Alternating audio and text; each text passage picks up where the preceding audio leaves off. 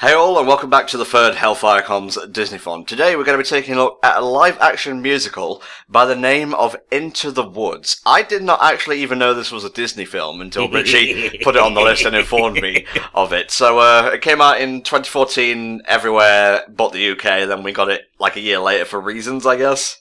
Well, it was like a few weeks later, really. Okay, fair enough. So, it stars James Corden, and there's going to be a lot of songs, so if we don't talk over the songs, that's why, because I like me a good Disney musical. Everything you will need to sync our commentary to your copy of the movie can be found in the video description. Have a look there if you're confused. Here we go.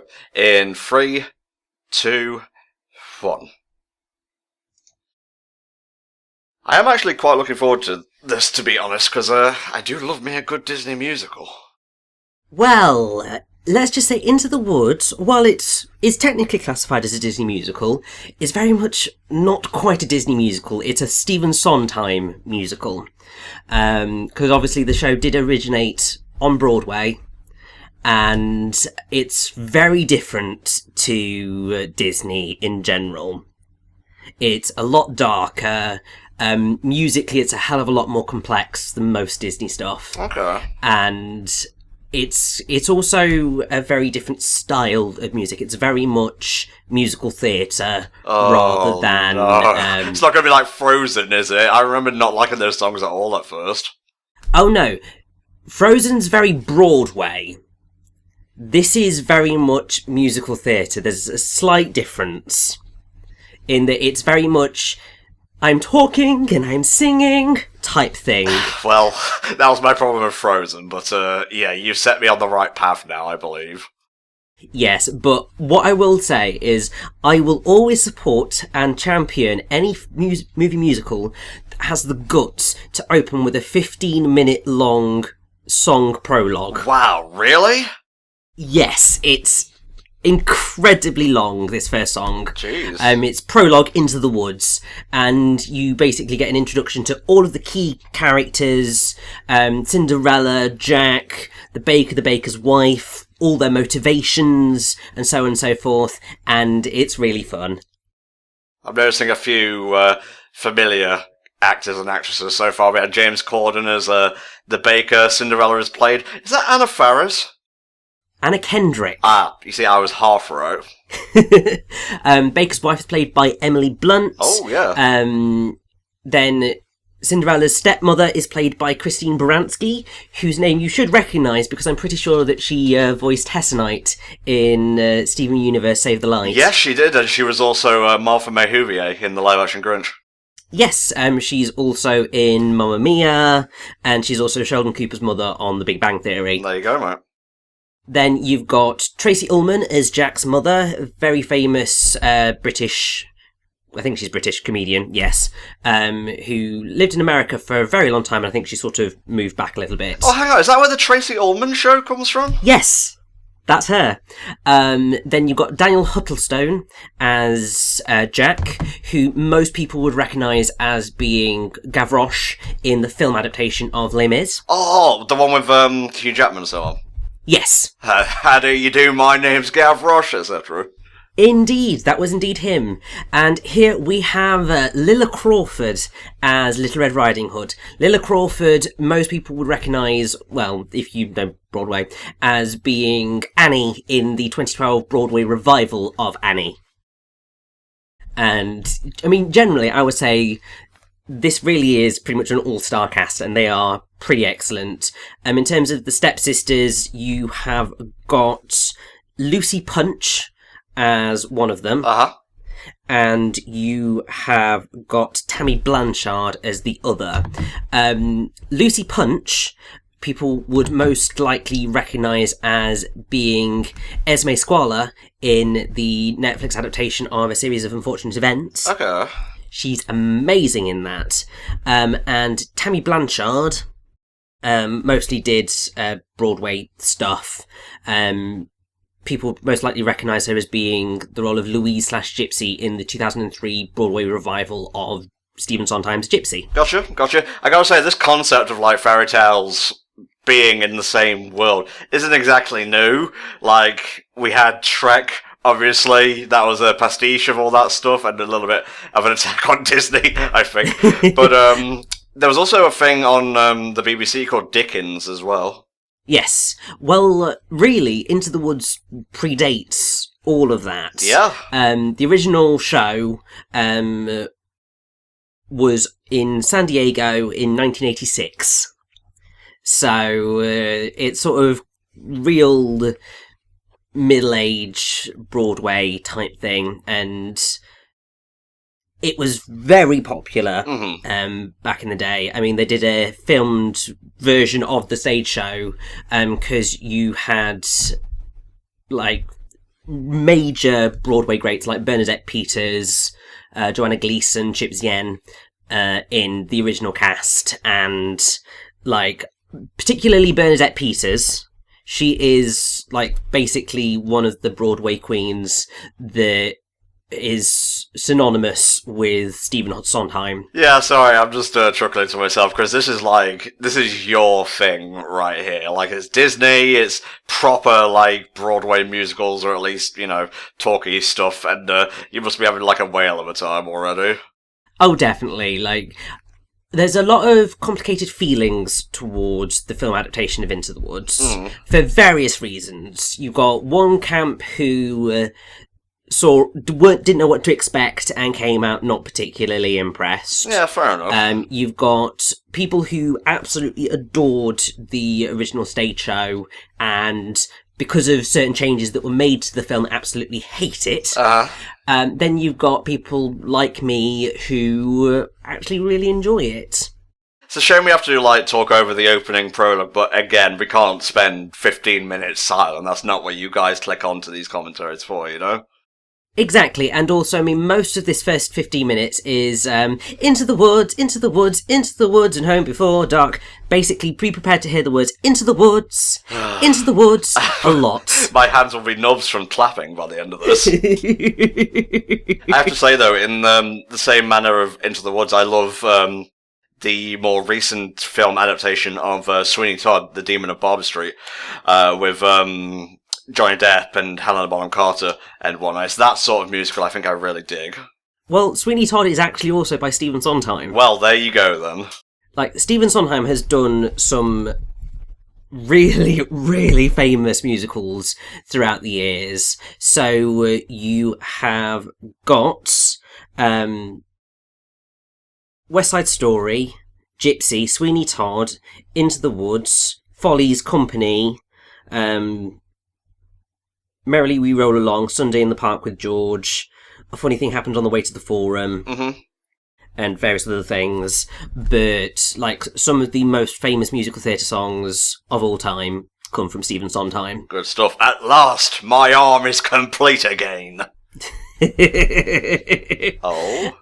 Yes, and here we have the main person that everyone came to the film to see, Meryl Streep as the witch. Were you expecting that you were going to start this film and basically hear Meryl Streep rap? No. Well, you're going to get a little bit of that right now. Okay, here we go.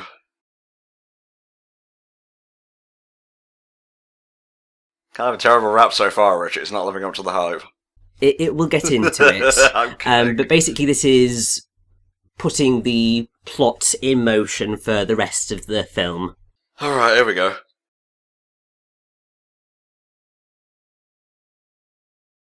We are really timing this badly, I think. It gets into it.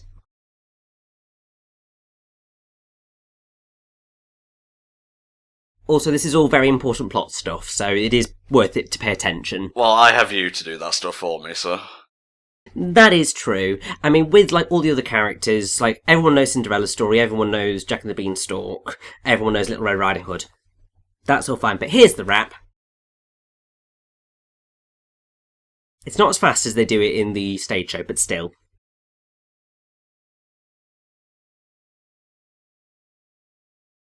It's not bad, I guess. I can dig it.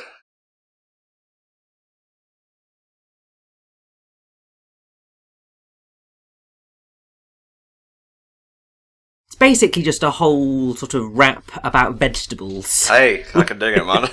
Just like with vegetables. Do you get it?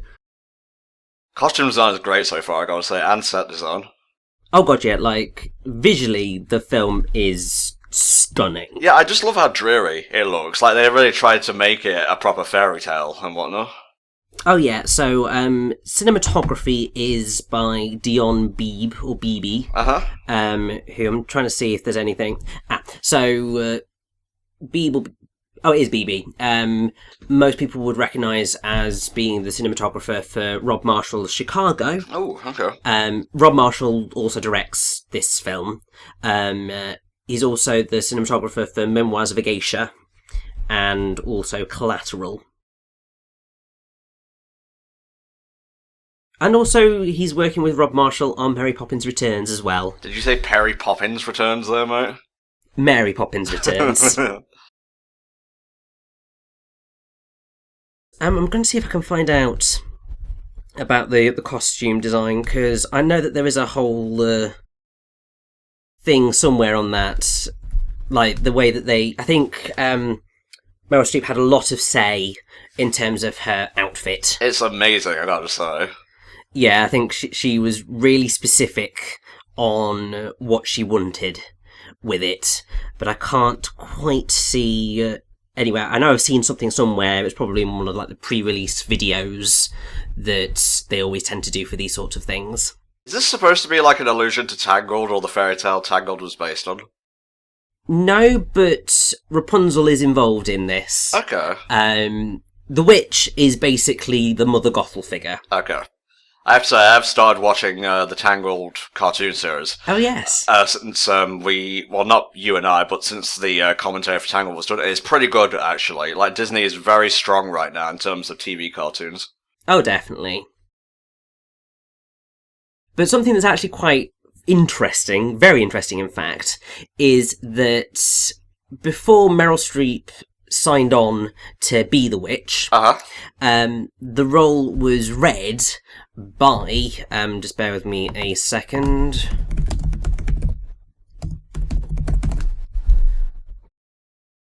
by Donna Murphy.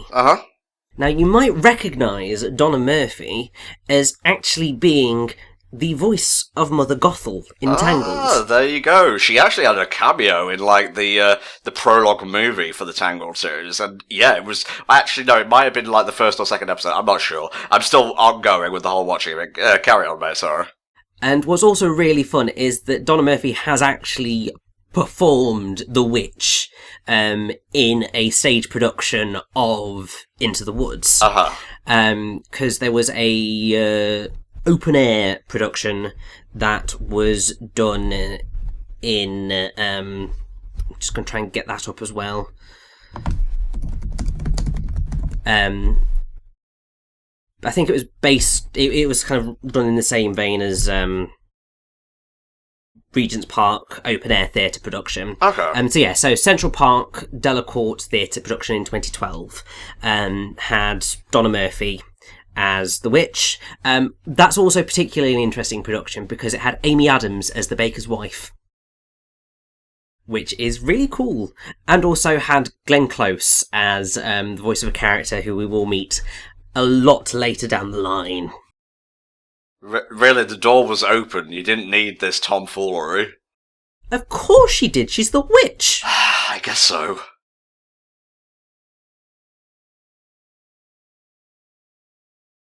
But yes, there's also a few interesting things with regards to the casting as well, because we haven't met the princes yet. But initially, Jake Gyllenhaal and Chris Pine entered negotiation to be the princes, but Gyllenhaal had to drop out due to scheduling conflicts with another film, Nightcrawler. You also had...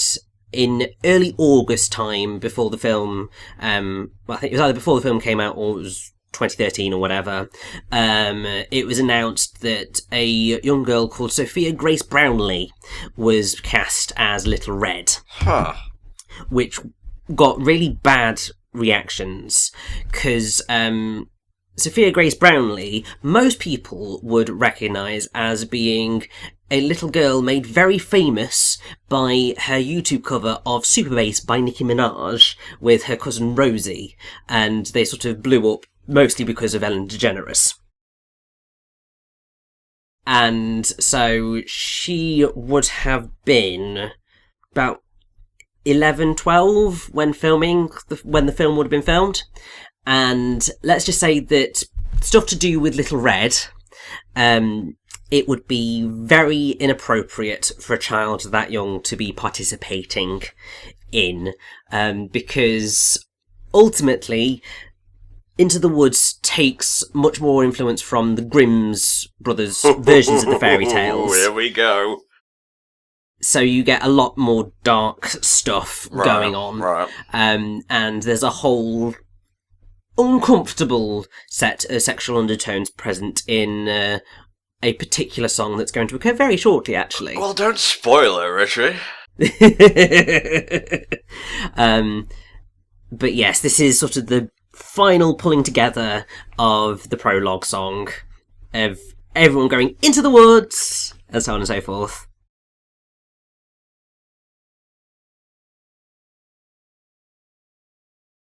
Oh, this movie looks really good so far. It looks stunning. It really does.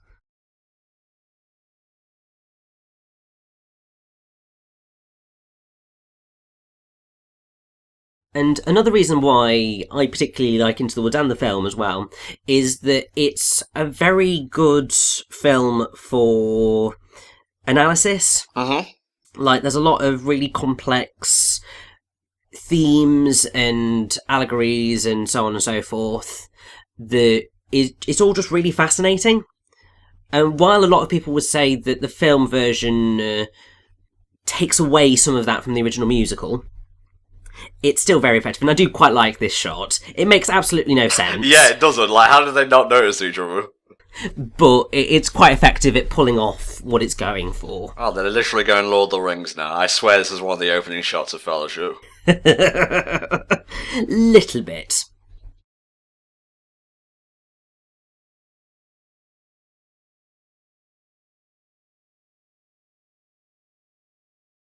I kind of think you're double dipping with this whole fairy tale shit, mate, considering we did the live action Cinderella not too long ago. This is a very different Cinderella. Well, she's got brown hair for one thing. Well, yes, exactly, but also her dead mother is buried beneath a tree that she helped to grow because she cried at its roots for so long, and also the spirit of her mother exists in the tree. Huh? Yeah! But also, this version of Cinderella is very indecisive. Oh, okay. Like, the Disney Cinderella very much sort of knows what she wants, knows who she is. But this Cinderella, very much not that. Which do you prefer? I prefer the Cinderella that knows more what she wants, but I do think this is also a very fascinating rendition. And also, I love this dress transformation as well. I wouldn't say it's quite as amazing as the live-action Cinderella's dress transformation, but it is still quite cool. So the fairy godmother's just not here, it's just the mother who takes over that role? Yes, it's the mother's spirit in the willow tree. And there are a lot of things like that. When you look at the differences between the Grimm's Brothers fairy tales and obviously like Charles Perrault's Cinderella, they're very different. Very different, as we will get on to when we get to around the middle of the film, actually. But yes, we're about to get to the moment that I was telling you about earlier of the rather uncomfortably sexual song. Alright, well, from now on we'll shut up during songs. We'll be shut up for a very long time. Fuck! I'll just listen to the songs afterwards, I guess. That's fucking Johnny Depp, of course it is. Yeah, it's Johnny Depp as the wolf. One of the things that I found quite hilarious is that in a lot of the trailers, They sort of made a big deal of having Johnny Depp as the wolf, but he's in it for like 5 minutes. Well, I don't think they'll be doing that much nowadays, to be honest. No, although obviously there is still the Fantastic Beasts and Where to Find Them. Kind of preferred Colin Farrell, honestly. Yeah, I think they would have been a lot safer sticking with him, but there we go. So yes, this is the song, Hello Little Girl.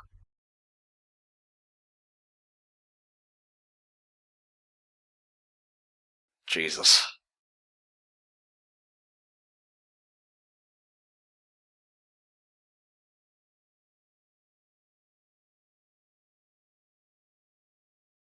Well, I mean, he has been in a musical before by the same director, so... Not same director, same composer. You know damn well what I mean, Rishi. I do, but Tim Burton's very much not Rob Marshall. Yeah, let's be fair here, no. But yes, this was pretty much the key song that made them, Sophia Grace Brownlee's parents, realise this was not a good idea for their very young child. And I would say that also, thank God, because Lilla Crawford is amazing. And I think she was sort of perfect age, and also she's got the Broadway training to be able to sing this type of music very well. I mean, she's got to play alongside Johnny Depp as well, so it's not just singing, it's like acting as well. Exactly, and the fact that she'd been the lead role in the revival of Annie, that kind of says this girl's got talent.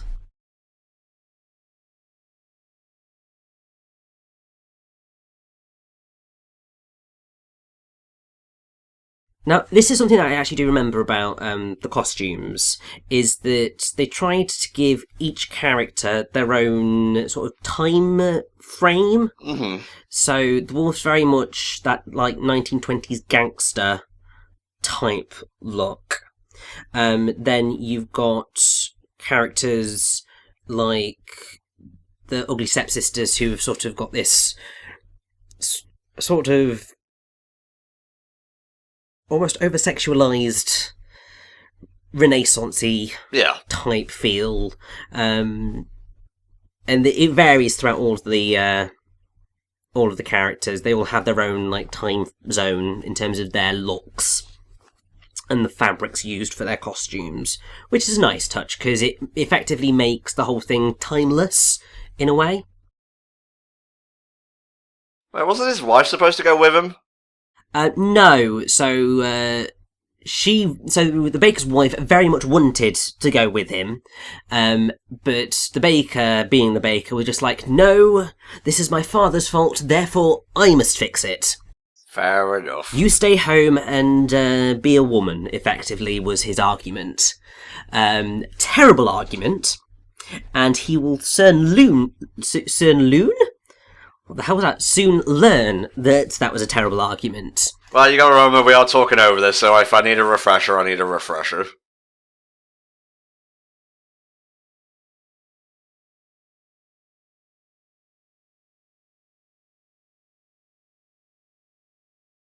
The baker is about to be really super creepy as well.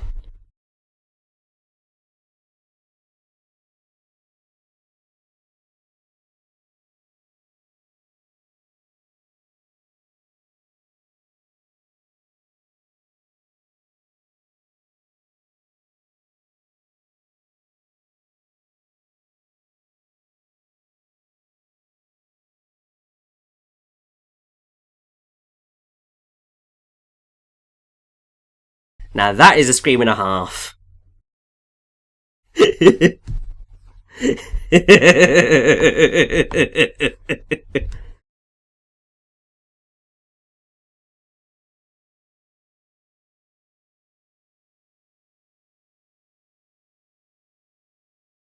Yeah, he totally deserved that.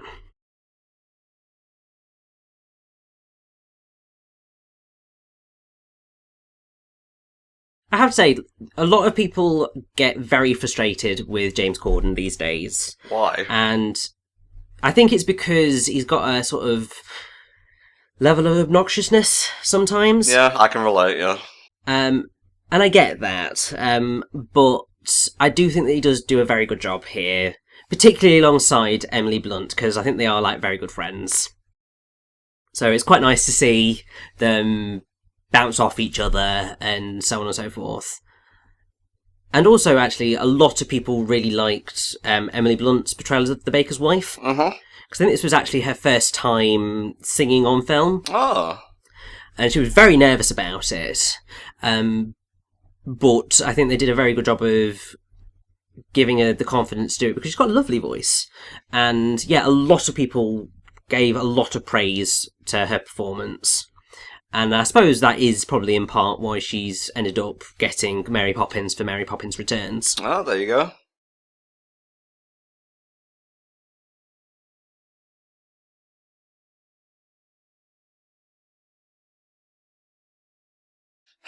This is dishonest. This isn't fair. Yes, and the baker's kind of just like, no, this is not okay. I believe in the original stage show there was pretty much a whole song dedicated to their debate over whether to go ahead with this. Yes, Beans, Beans, the musical fruit. Indeed. Beans, Beans, the magic beans. How much do you think that cow is worth in, like, actual Monday money, right? I don't know, because she is very, very emaciated, and she doesn't produce any milk. I mean, you could sell her for meat, but I don't know quite how much it would make, really. I'm not really in the cattle market, so it's not really something that I would be able to help with. Fair enough, mate.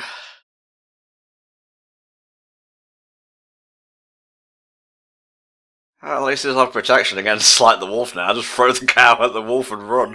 Yeah, I don't think the cow has anything to worry about. I don't think he's necessarily interested in cows.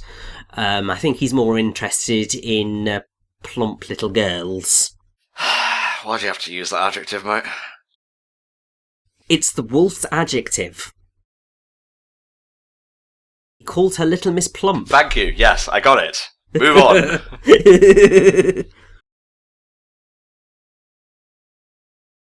Aww. I mean, to be fair, like, James Corden has been acting for a long time. Like, definitely. He was in Gavin Stacey, he's had a couple of roles in Doctor Who. So, you know, he can act just fine. I guess it's just the singing part people didn't really feel him on. No, I don't think it's the singing. I think it's more in part due to his late night TV show. I think as time has gone on, because he's gotten very popular in America because of his TV show. An accent. Yes. And I think it's that and his kind of sense of humour started to rub some people up the wrong way, and he said some things and people have got frustrated. I think this Into the Woods did come just before that all kind of exploded. Right. Before then, he was very popular in his own right, because, I mean, like, he'd been in things like The History Boys, which is a very good show. I can't remember whether I've seen the film yet or not, but it's definitely one that I would recommend, because it is very good. So, the witch is Rapunzel's mother, essentially? Yes.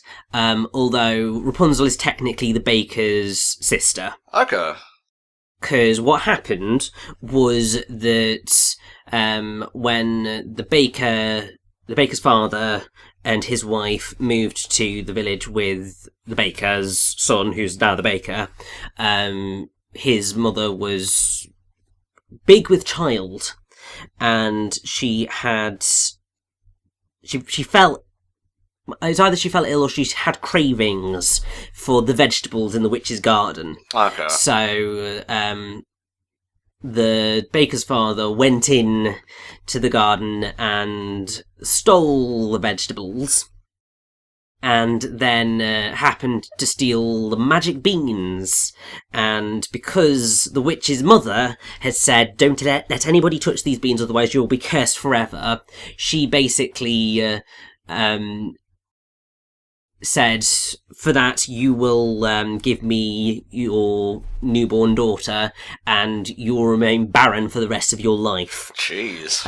Or, well, your family will remain barren for the rest of your life. That's even worse. Talk about overreaction over some fucking vegetables. Just go down the grocers or something. Well, it's true, but then the witch did kind of get cursed with ugliness for the rest of her life. Oh, boo-hoo. So, like, in a way, you kind of get where she's coming from.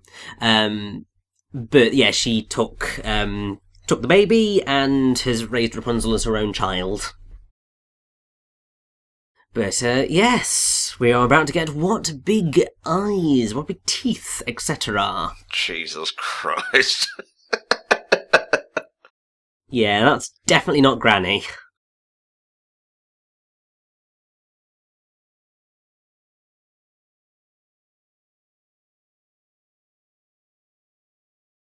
Well, Granny, what a big mustache you have.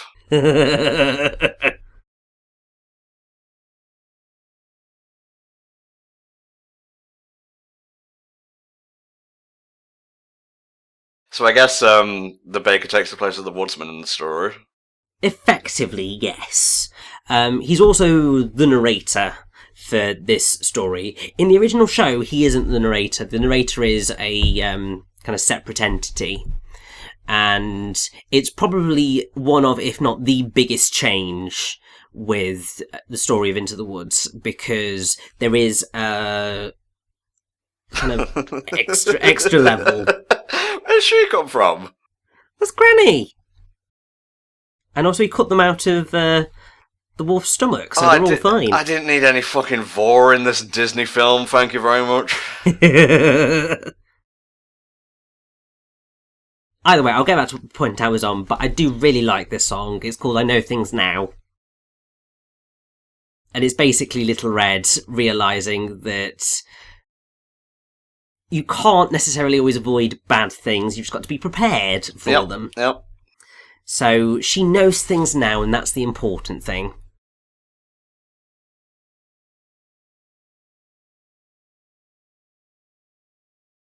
And this is sort of another reason why there's this sort of slightly sexual element to Little Red and the Wolf's relationship, because there's the whole thing of, you made me feel excited and scared.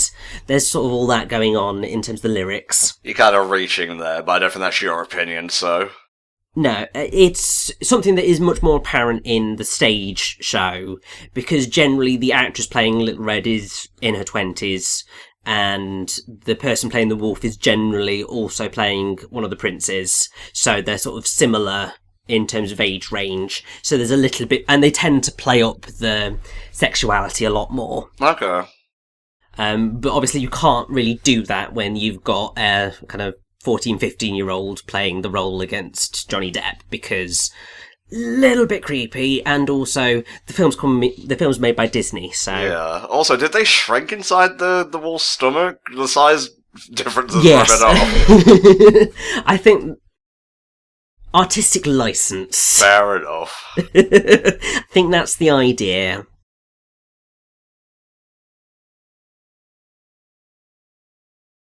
Huh. I mean, she's not wrong. Exactly. I'm now Little No Hood. It's fine, she's gonna get her own cape. Exactly. Gonna skin the wolf and make a coat out of that. Oh, yeah, no thanks.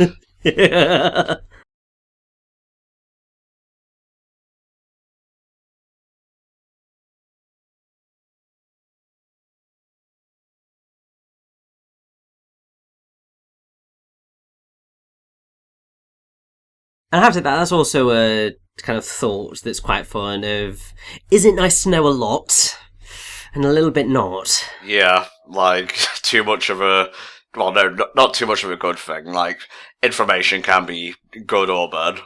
Yeah, and sometimes the more you know about something, the worse it is. I mean, I would say my job position is a good example of that.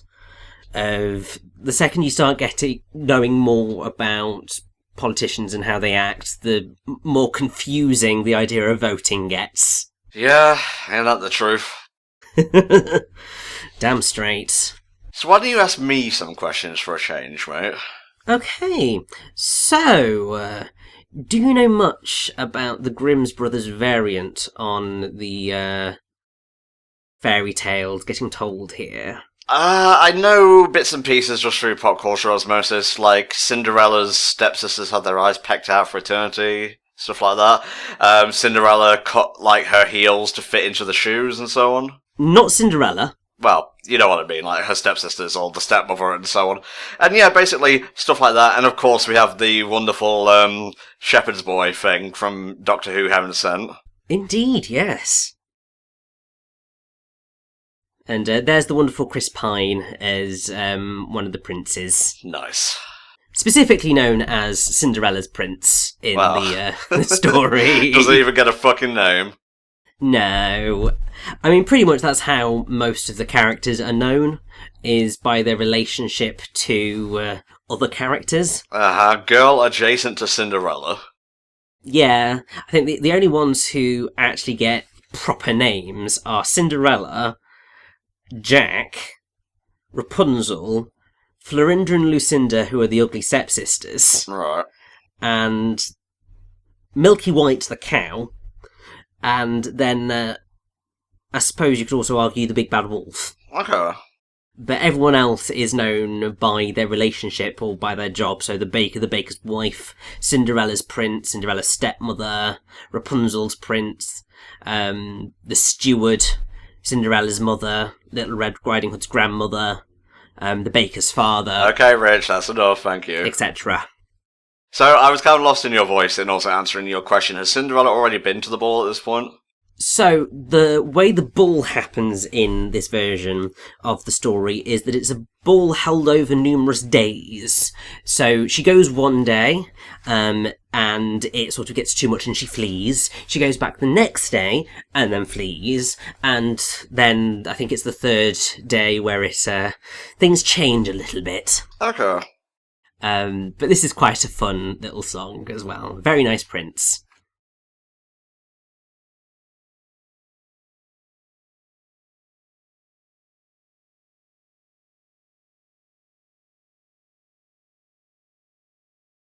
Because you've got Cinderella just going, I don't know how to feel about any of this, and then the baker's wife just going, oh, tell me more, tell me more. Yeah. Because obviously her relationship with her husband's maybe not as good as it could be.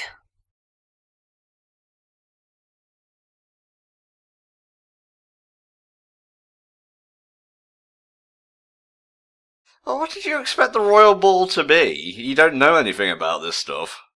Well, exactly. That's the whole point. She didn't know what to expect, and I think she thought maybe she'd feel more special or she'd feel more at home, and she doesn't, and it's all very confusing.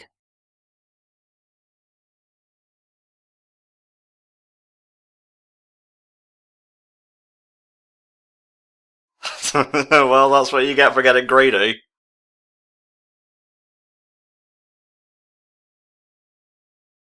I just gotta love the witch, like, she's loving all of this, just like messing around with everyone. Well, exactly, but also she really, really, really wants them to get their shit together, because if they gather all the stuff that she's asked them for, then she can get everything that she's ever wanted. But also, hey, look, it's a beanstalk! Ah, what do you know? I thought it was going to be Jack and the Blank.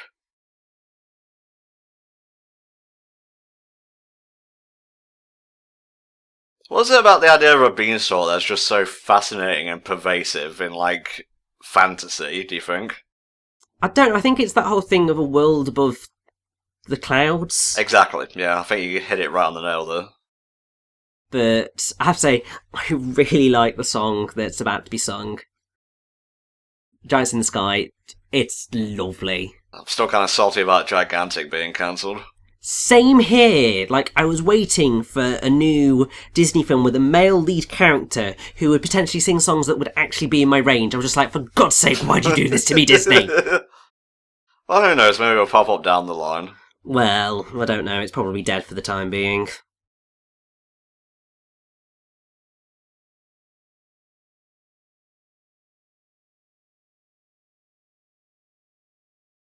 Oh yeah, I'm liking the beat to this. It's a great song. He's come a long way since Les Mis, I gotta say. His range seems a bit better. Well, it's obviously a couple of years can do a lot. I mean, originally this song is actually, I think it's like a key higher. Because he was just sort of in the range of his voice breaking. Yeah. So they were just lucky, I think, to catch him when they did. But yeah, he does a very good job here.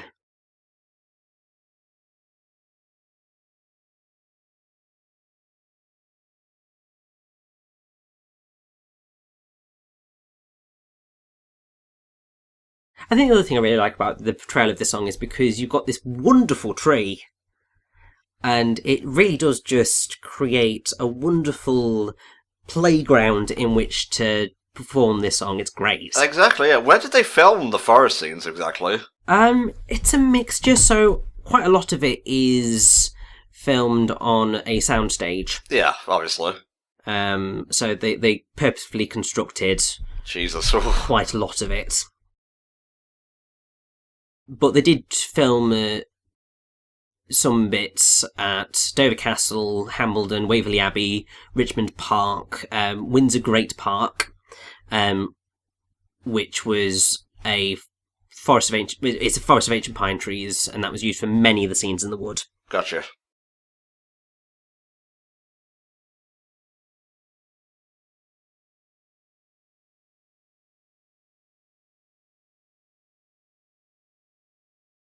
Yeah, that's probably my favourite song in the film so far.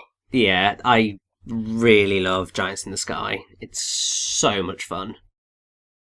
I wasn't kidding about gold pieces. Literal, like, chunks, plates of gold. Yeah, they're huge, but also we're just like, yeah, no, you can't quite have Milky White back yet. Like, seriously? Gotta still need that cow. And also take your bloody gold back, because I don't want to sell him. Baker, you're not gonna like this, but the cow's vamoosed.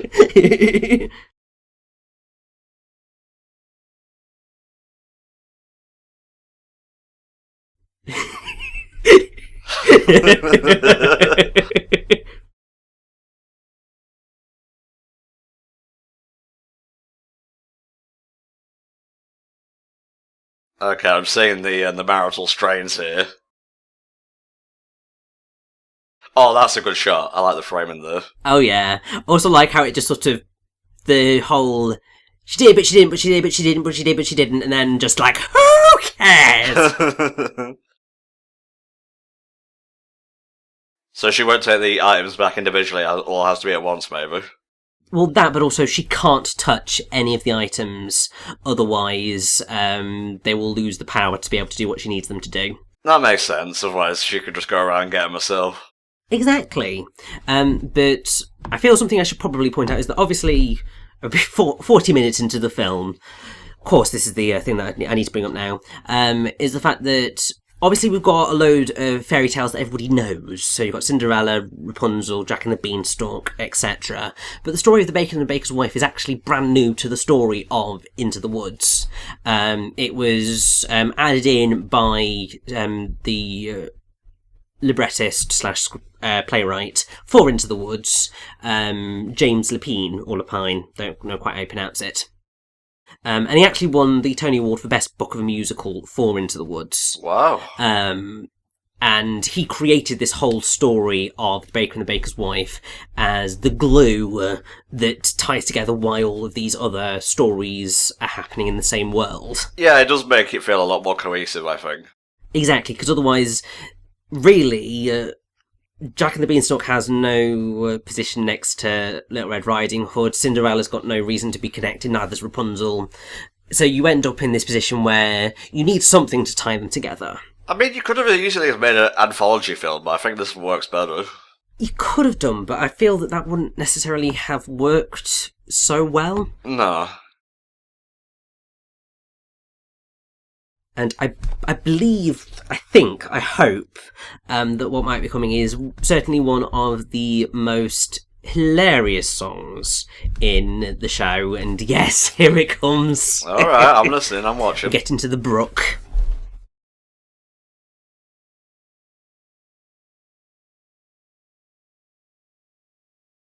Here we go.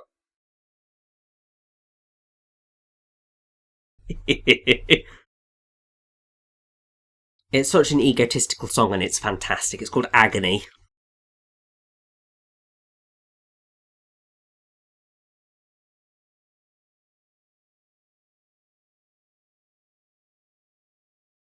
It's also really well bloody shot. Oh my god, you're not kidding. Also, I didn't realise Chris Pine could sing, honestly. I know! I didn't either. And it was actually quite funny because when I was in the cinema, there was sort of a moment where he started singing and everyone was just like, wait, what? And they sort of laughed. And that was sort of a moment of going, oh, this is a bit awkward, but also it's sort of the whole point of this entire song of you sort of just laugh at these two very egotistical princes just basically saying, my love is more important than yours. I'm in more pain.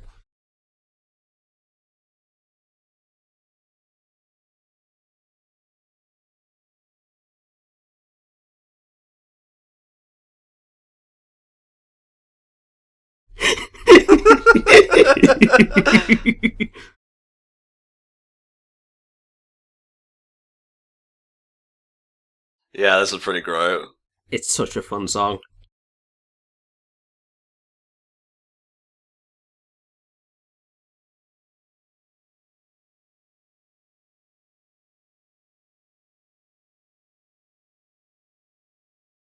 Yeah, it's the girl's fault, mate, yeah. Clearly.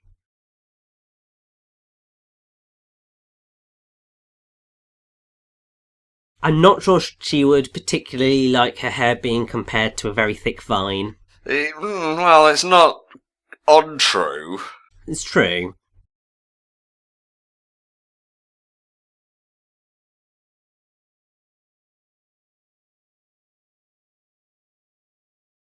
What do you feel about the concept of delivering, like, dialogue or just feelings through song, mate? Because I've seen a lot of people brain about Steven Universe again. Yes. But they feel it's like shorthand for just lazy writing and whatnot. Now, you see, that's where I would fundamentally disagree, because music in general is, I know, stunning shot. But yeah, music in general is a very good way of conveying emotion in one form or another. Yeah. Because there's something in the way that music works that just resonates with us. And like, you can be listening to a piece of completely instrumental piece of music and you can still feel a wide variety of emotions just based purely on the sound. It's human instinct to tell story through song. We've done it for thousands of years. But then when you end up in a musical situation, the song's got to have a purpose of some description. So generally that ends up either being to forward the plot, to do a moment of character growth, or to land a joke, or just have a little bit of padding. And those are sort of your three main ones, but the songs that are always most successful are the ones that either further the plot or have that moment of character development. And really, when a song doesn't do that in a musical, it doesn't necessarily feel like it serves any purpose. Oh, jeez. Yeah, it's one of those moments of just going, yeah, you've got the hair, but that didn't go quite as well as I'd expected. Well, sloppy execution, but you can't argue with results. Exactly. Again? Yes, she's fleeing again. She will eventually get a little bit stuck, but more like Cinderella.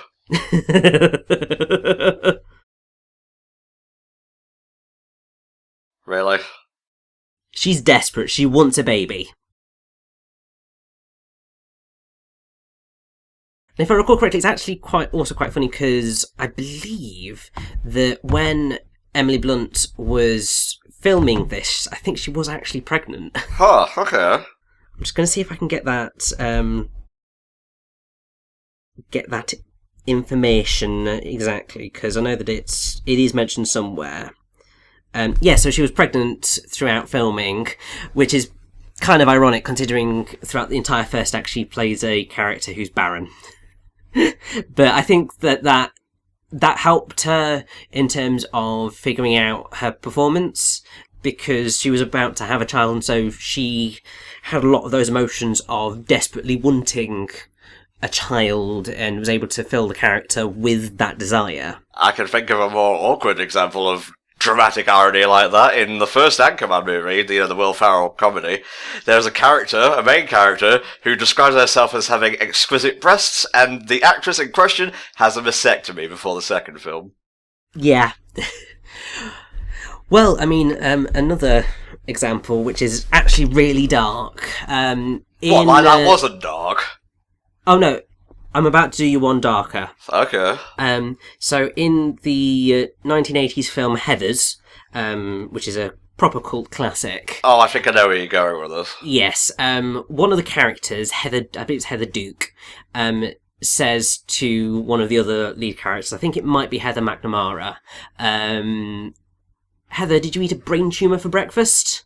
And the actress who said that line actually ended up dying from a brain tumour. Oh, that's not what I was expecting, actually. I thought it was about the sort of remake that was starring, like, trans characters as the villains. Oh, yeah, no, that's just... The more said to ignore that one, the better. I'd rather focus on the musical, which is currently in... Well, as of the point of this recording, it's currently in London being performed, and it is amazing! Cool.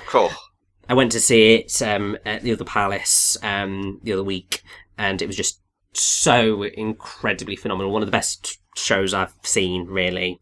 And I'm so excited because I'm going to book to see it again when it does its proper West End transfer, because I just loved it so much.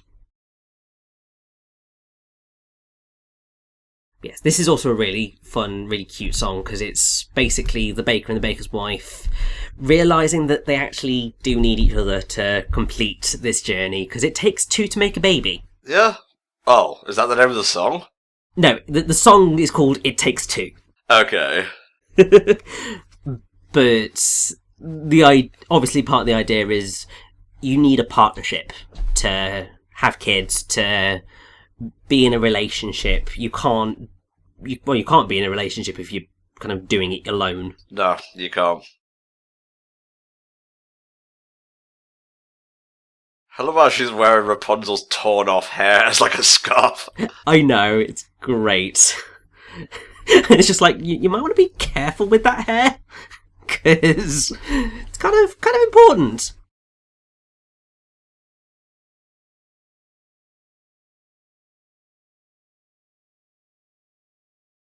I think she's just discarded it on the floor now. It's just like, dog, who gives a shit? We're singing now. Fuck the hair.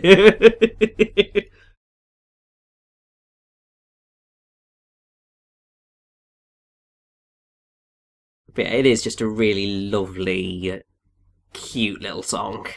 I've noticed that a lot of the songs sound familiar or similar to each other, so I'm not sure that will score it huge points come time to discuss the film's like high and low points, but I don't think I've felt a bad song so far. I mean, really, there aren't any bad songs in Into the Woods. I think the main thing for a lot of people is that it's a very different type of musical to what most people know and like, because most people like musicals that are more into the pop side of things than anything else. I got you. So they like songs that are kind of contained and have those sort of key beats in the flow, and are just sort of also like the big power notes type thing. Whereas this is very much more all about the words and complex melodies. And Milky White's just gone and died. Wow, way to kill the mood. I know. Oh, I sure hope that cow is gonna like hatch out of this golden egg. Yeah, no, but they're now gonna have to try and find another cow as white as snow. I think they might struggle with that one. There's a joke in there somewhere, but I'm too classy to utter it.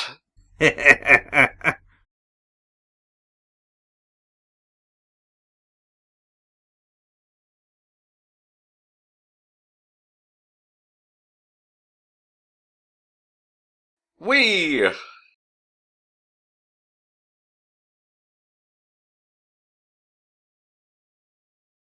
It's okay, my tailbone's broken. I'll be going now. Yeah, that's all good. Get the horse and present it as a cow! But no, that's not quite going to work, because I think that the witch is kind of going to get her own back right now.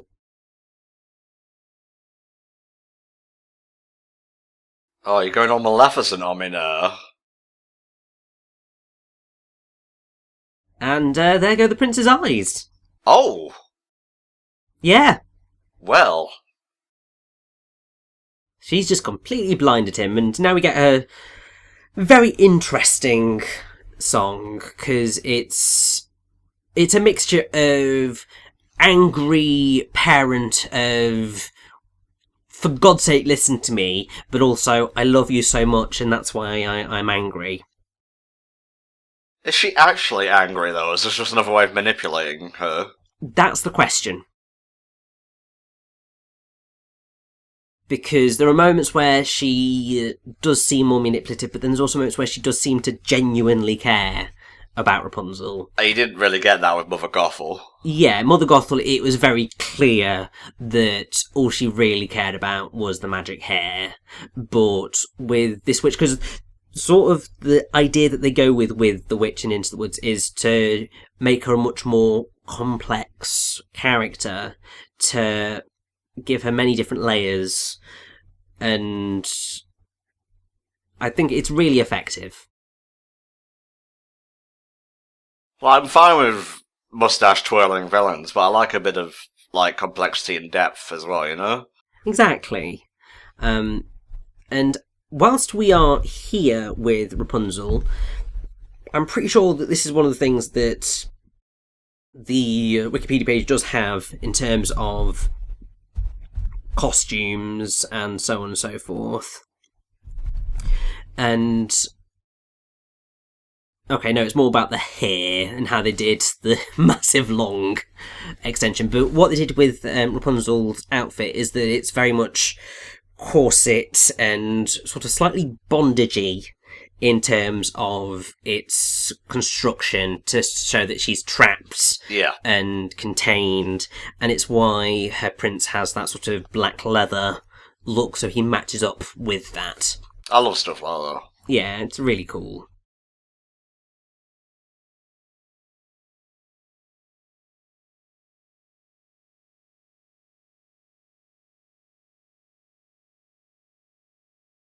Aww.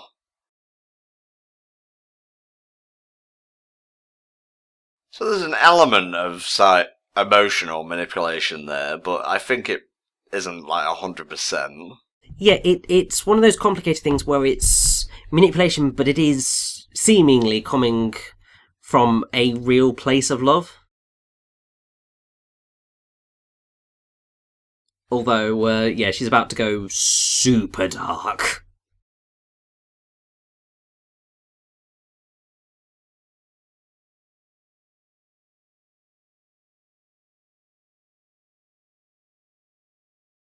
Oh, what? Yeah.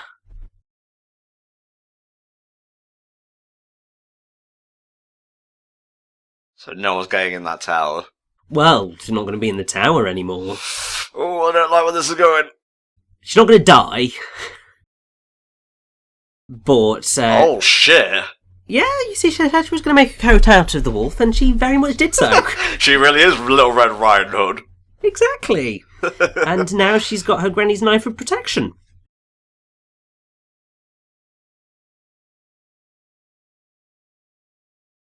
Pull the other one, mate.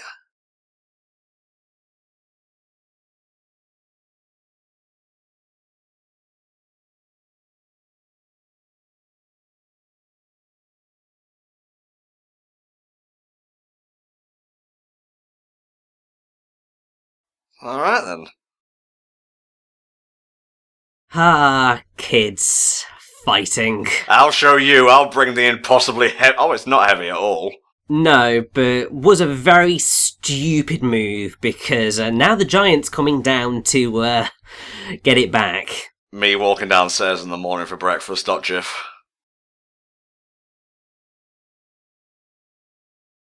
Really? Is this gonna work? That does seem like a pretty thick beanstalk. It does, but I mean, hey, we all know how Jack and the Beanstalk ends.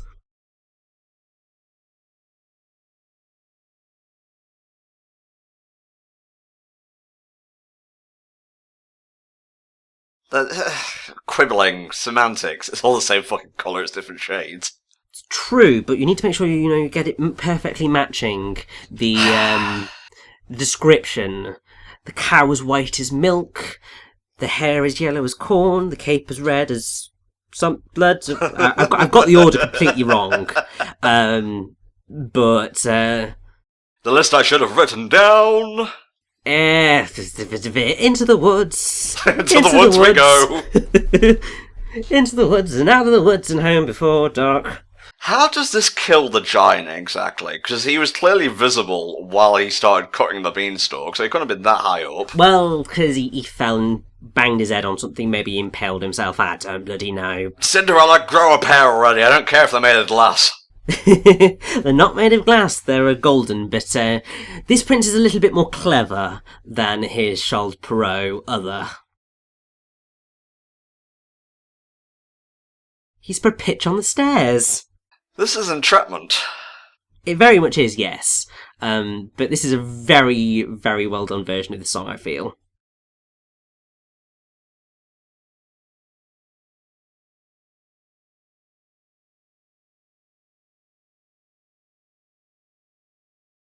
Basically Cinderella working through her thoughts. Ah, that's why time slowed down. Yes. In the original show, this was performed sort of after the fact. Oh. And so they ended up having to change a lot of the words to get it to work. And I think Stephen Sondheim spent a lot of time in the recording booth with Anna Kendrick, going kind of line by line through the whole thing to make sure he was happy, because he's very, very pernickety about his lines. That's fair.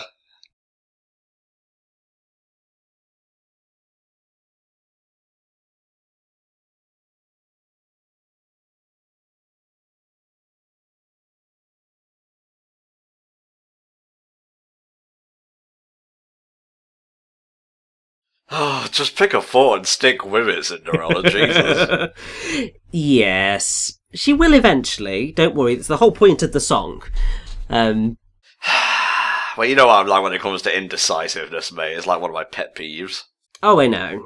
Like, I decide that I'm gonna be a fucking shut-in, but I decided that.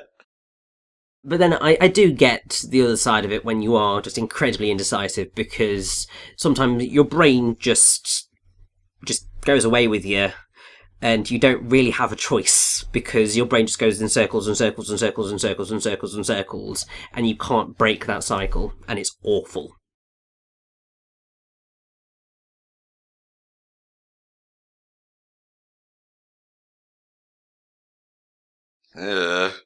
What is pitch, anyway? It's sort of a black, tarry substance that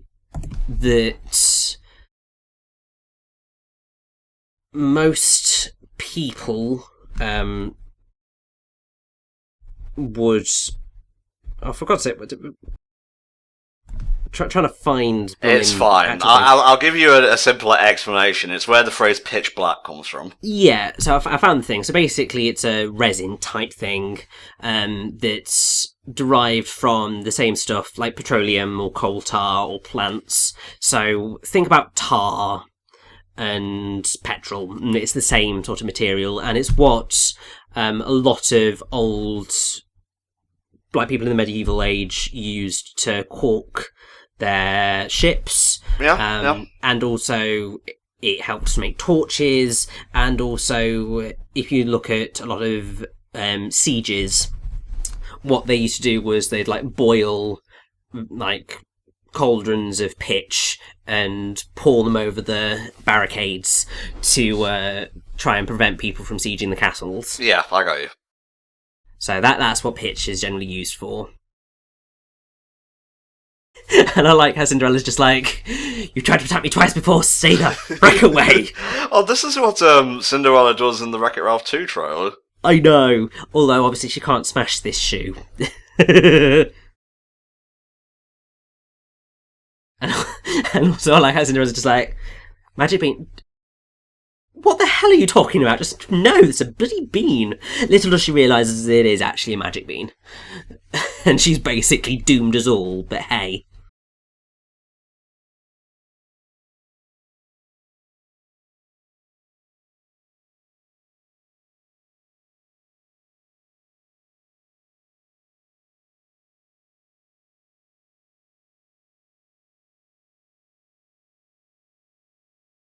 I think he wants the foot and the rest of the body that's attached to that slipper, or was.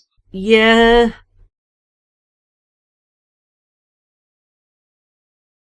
Thank God the prince has sort of got somewhat of a common sense. Well, he's horny, but he's on point as well. Yes. And also, you know, he's thinking, well, she's a fine piece of baker's wife, and she wants that shoe, she can have that shoe. Okay, Richie. Jesus. Oh no, I am being serious. He is. That is. No, it's just you trying to deliver such a string of sentences that makes me laugh. I know. The second I try and say anything relatively sexual, it just sounds You're too completely pure, ludicrous. is your problem. Yeah, though. I know. I'm too pure and I'm too white, and it basically, and I have too posh an accent, despite the fact that really I should not, considering I'm from bloody Nottingham. Yeah, well, I filled that quota, so it's all good.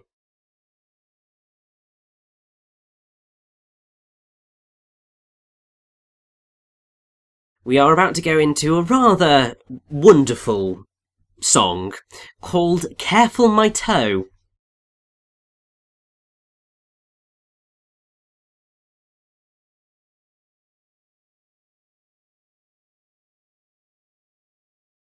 Yep, this is the Brothers Grimm version, alright? Oh yes.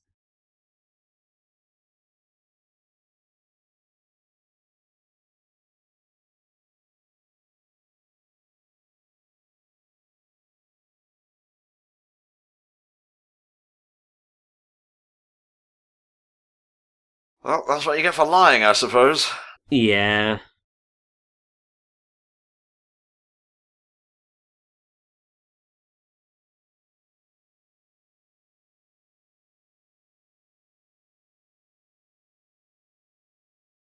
Oh my fucking god.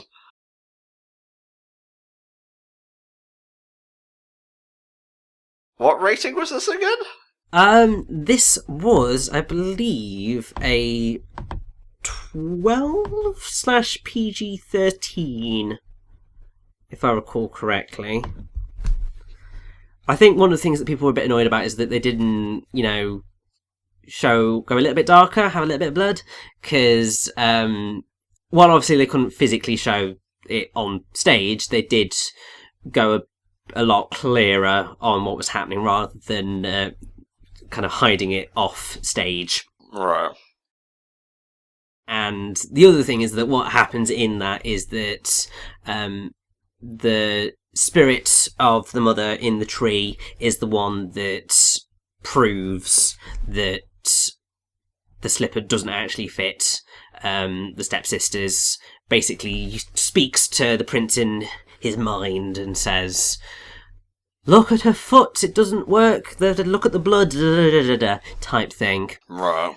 And that's how he knows, so he goes back and is just like, "No, get rid of this cretin," type thing, but You're mine now, I legally own you. That's the vibe I get from this prince. yeah, that is kind of the vibe that he gives off.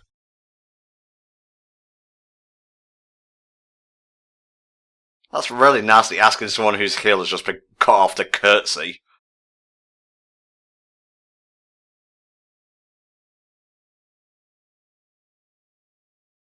There you go. Told you I know my stuff. So yeah, that's them blinded. And we are very, very, very, very, very quickly coming to the end of the first act of the film. Wait, it's only a 2-hour film. How can it be the end of the first act now? Because there are two acts, like any musical. Okay, I thought it was a 3-act structure. No, any stage show, you have Act 1, interval, Act 2. There are some where it's different, in that you'll have Act 1, interval, Act 2, interval, Act 3, but that's generally when you're dealing with, like, ballets and operas. Most normal shows these days are 2 acts.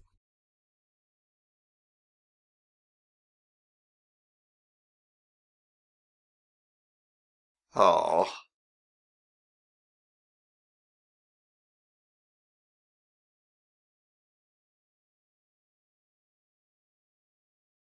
Well, it's because she's a bitch. I mean, sorry, she's a witch.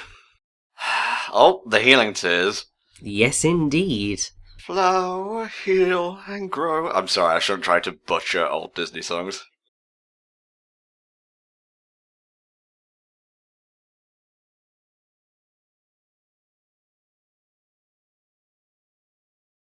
Was this just taken from Tangled? No, that's in the original fairy tale. Okay, that I did not actually know. Yeah, so in the original fairy tale, the witch, well, Rapunzel's witch mother, blinds the prince, and yeah, Rapunzel's tears heal his sight, and in some they live happily ever after, in others not so much. It varies. But the one thing that this film does completely remove is the fact that sort of generally the reason that Rapunzel gets discovered is because she gets preggers with twins. And in the original stage show, that's what happens, and she has twins. But they completely remove that getting pregnant side plot.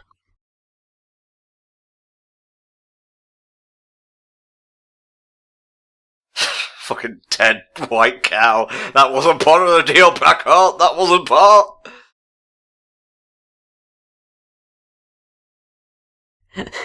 I like this of the witch is saying, well, go get me the cow, because I can bring it back to life, you idiots. Yeah, I mean, I can't do that. I am a witch.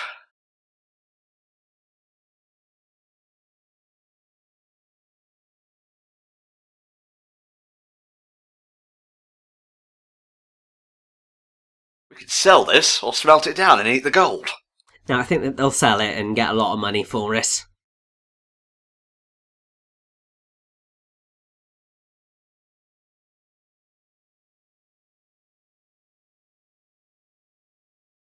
Alright, watch me work my moves now with another sick rap. Oh no, there's no sick rap really on this. It's just sort of gobbledygook. I live! I mean, moo!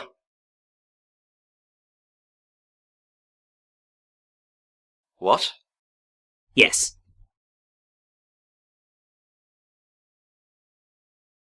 So the cow's got to eat a shoe, it's got to eat some hair, it's got to eat cape, and then they've got to milk it. I don't know about you, but you ever tried to eat hair before? It's not easy. Well, no, it's not something I really have tried or care to do. No, I mean just like we chewing on your hair when it's like long or whatever, and you accidentally try and swallow a piece of the. I'm incriminating myself here. I'll stop. You really are, because whenever I get hair in my mouth, it's generally not on purpose, and it's generally awful.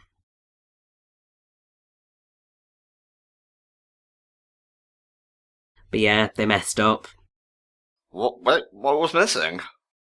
No, they got something wrong.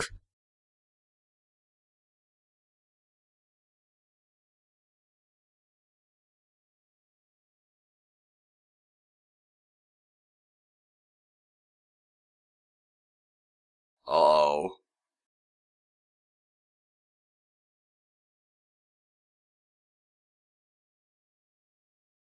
Fuck me. Yep, technicalities.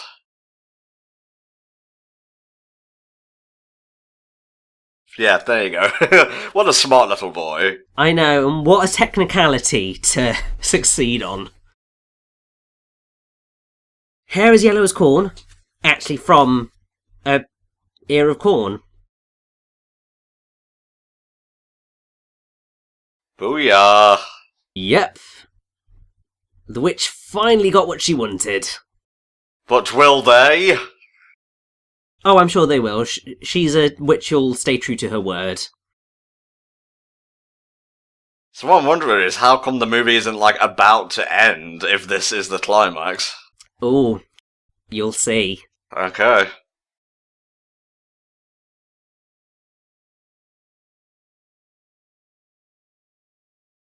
Yep, that's Meryl Streep, alright. Yep. And she is looking mighty fabulous. And Emily Blunt's definitely preggers.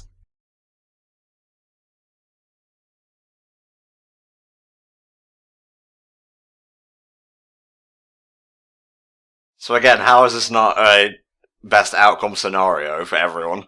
Well, it is. Everyone's happy, and the song that would have been here in the original show, which would have closed out Act 1, is Ever After, and you do hear the instrumental version of it, which is quite nice. But obviously Cinderella and the prince get married.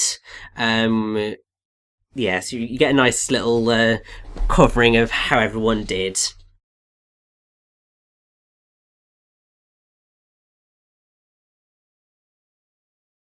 The original Ever After song does this in song, obviously. So where's Rapunzel, then? Well, she's with her prince. I guess so, yeah. He'll be up in the castle. You see, there they are, just there on the left. It's just like in Frozen, where you gotta, like, it's a blink and you'll miss it Rapunzel cameo. Exactly, yes. Aww. That's really shitty. It really is, but also it's really hilarious and totally deserved.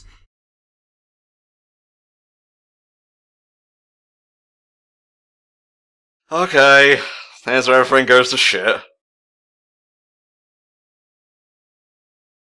So, what happens in the original show is Ever After, end of Act 1, everything is happy, everything is lovely, all is well. Act 2 begins in the original stage show. It's about 5 years later, actually, rather than seemingly like a couple of days. Well, it's got to be 9 months later, surely. Not necessarily, because she did get like preggers like super fast. Okay. That's part of the reason why Cinderella was just like, when she saw them with the baby, she was just like, "You what?" But yeah, Act 2 opens with "So Happy" from the company, and it kind of shows certain people having perhaps some issues with things that have occurred. Alright. And struggling to figure out how to deal with it. Ultimately, yes, they return to the woods, and things are a lot more dark, a lot more twisted. And it sort of brings in the whole point of Into the Woods, of what happens after Happy Ever After. What happens when you get everything you ever wished for. And also the whole thing of be careful what you wish for. I guess so, yeah. Because it can have consequences.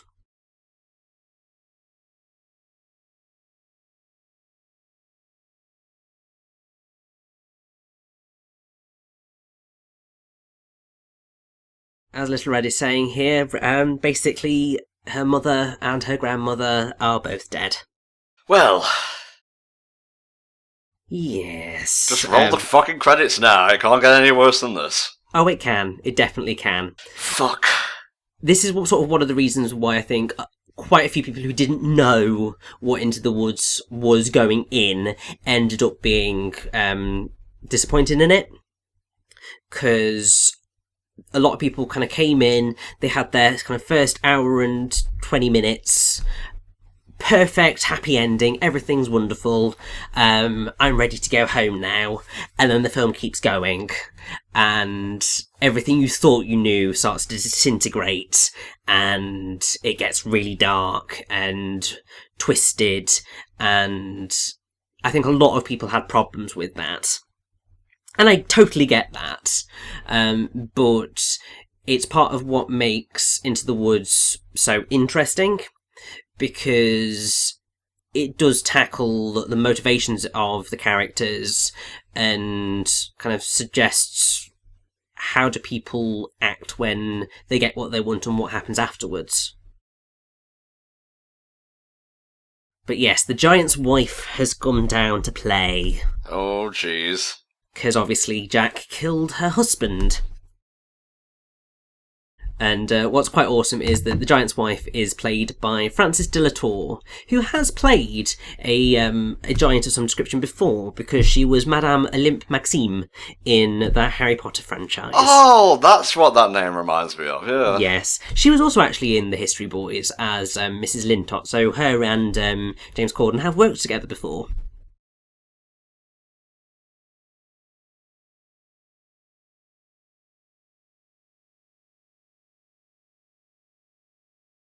Yeah, you're not really going to talk around this, honestly. Like, it's not really a fair trade, your lies for her husband. Definitely not.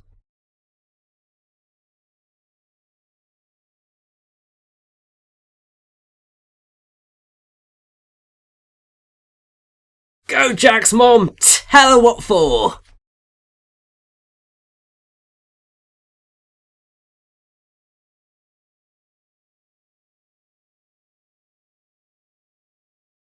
Yeah, they've kind of really lessened it.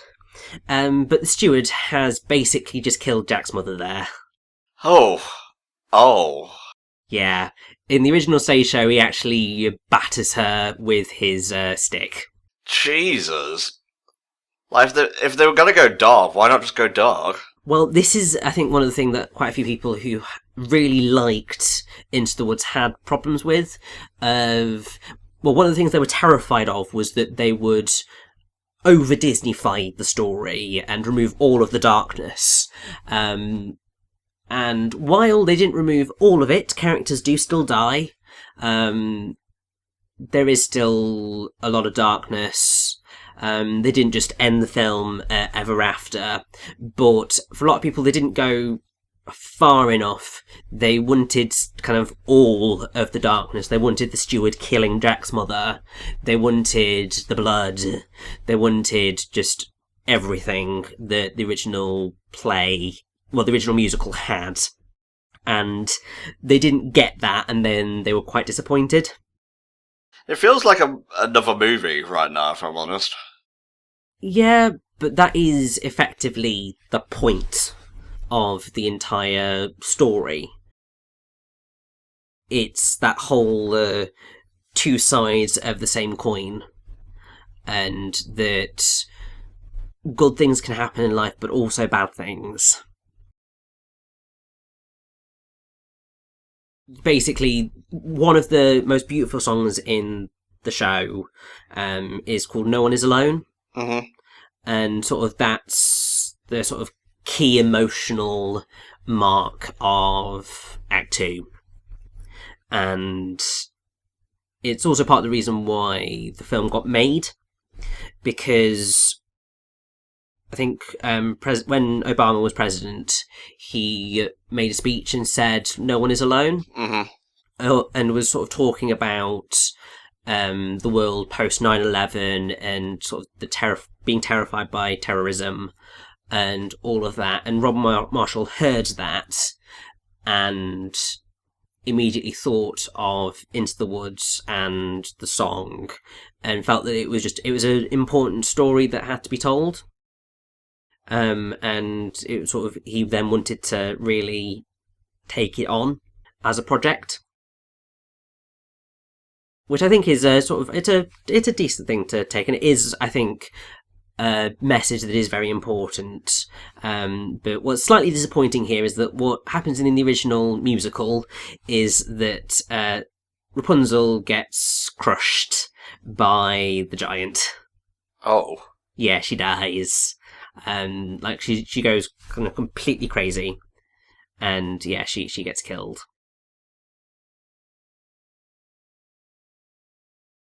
The other thing is that Stephen Sondheim did actually write a brand new song for the musical, specifically for Meryl Streep, which plays, I think, after The Witch's Lament here, which was called She'll Be Back, which was basically her kind of lamenting her daughter going away, but saying, she'll be back, it'll be okay, she'll realise that what she thinks she's going to get is not all she's going to get.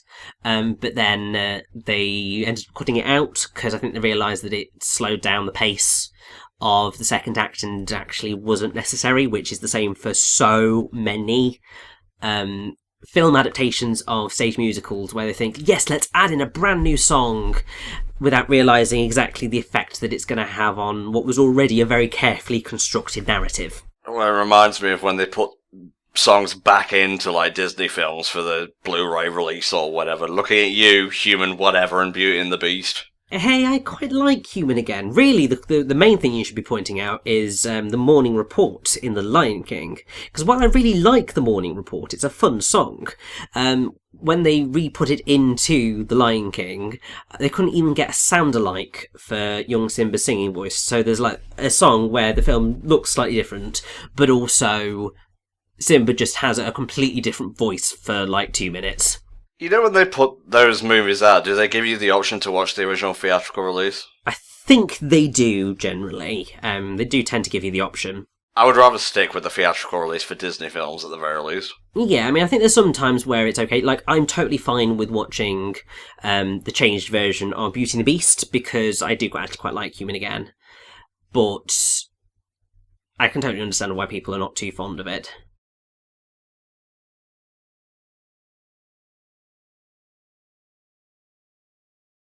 What, is he not aware of this? No, not really. He knows that there's been something, but he's pretty clueless.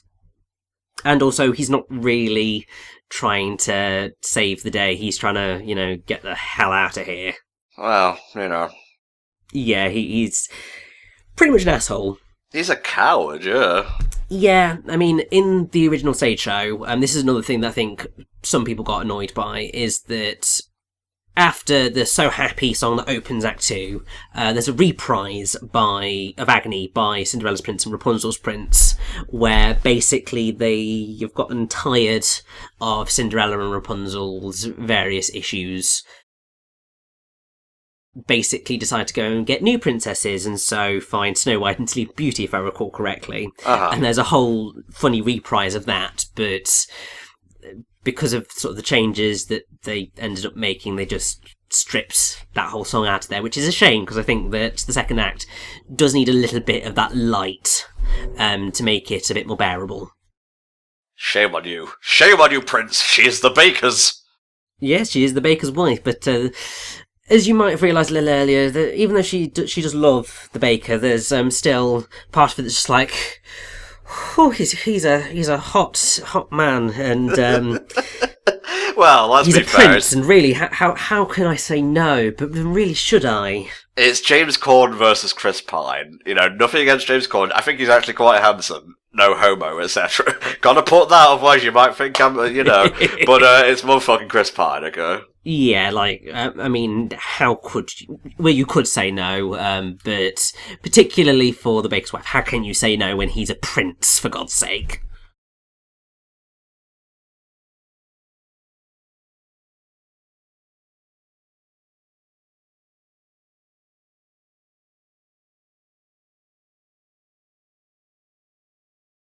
Love that line so much.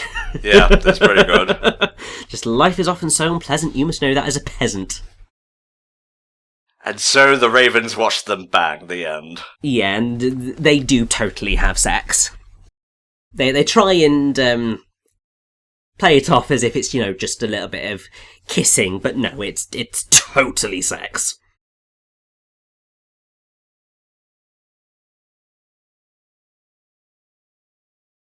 Oh no.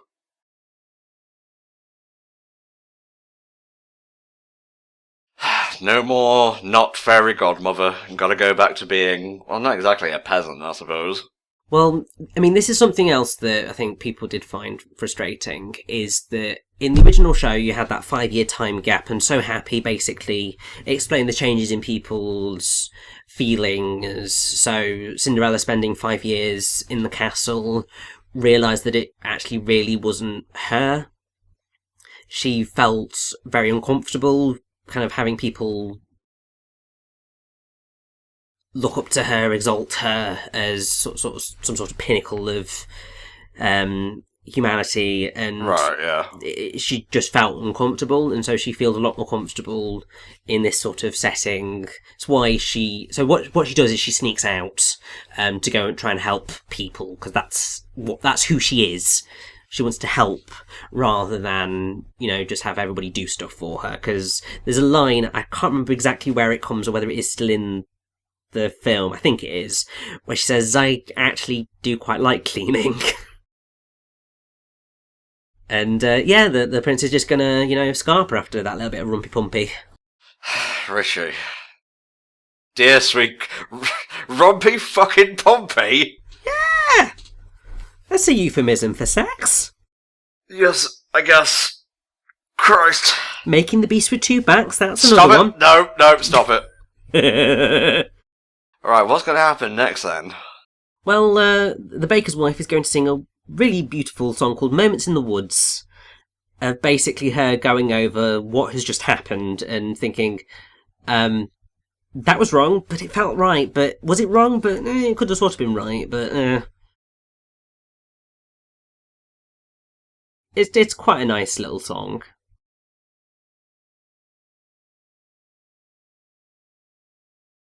Yeah, I don't think the prince is going to be back, so... Oh, definitely not.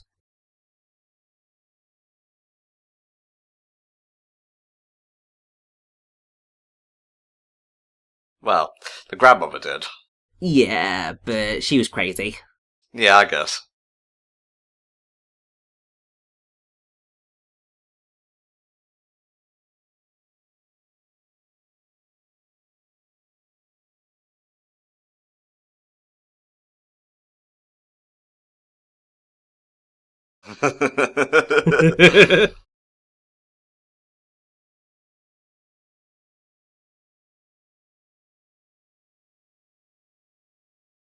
She's a really good singer, I gotta say. She really is, considering this is her first kind of time singing in front of people.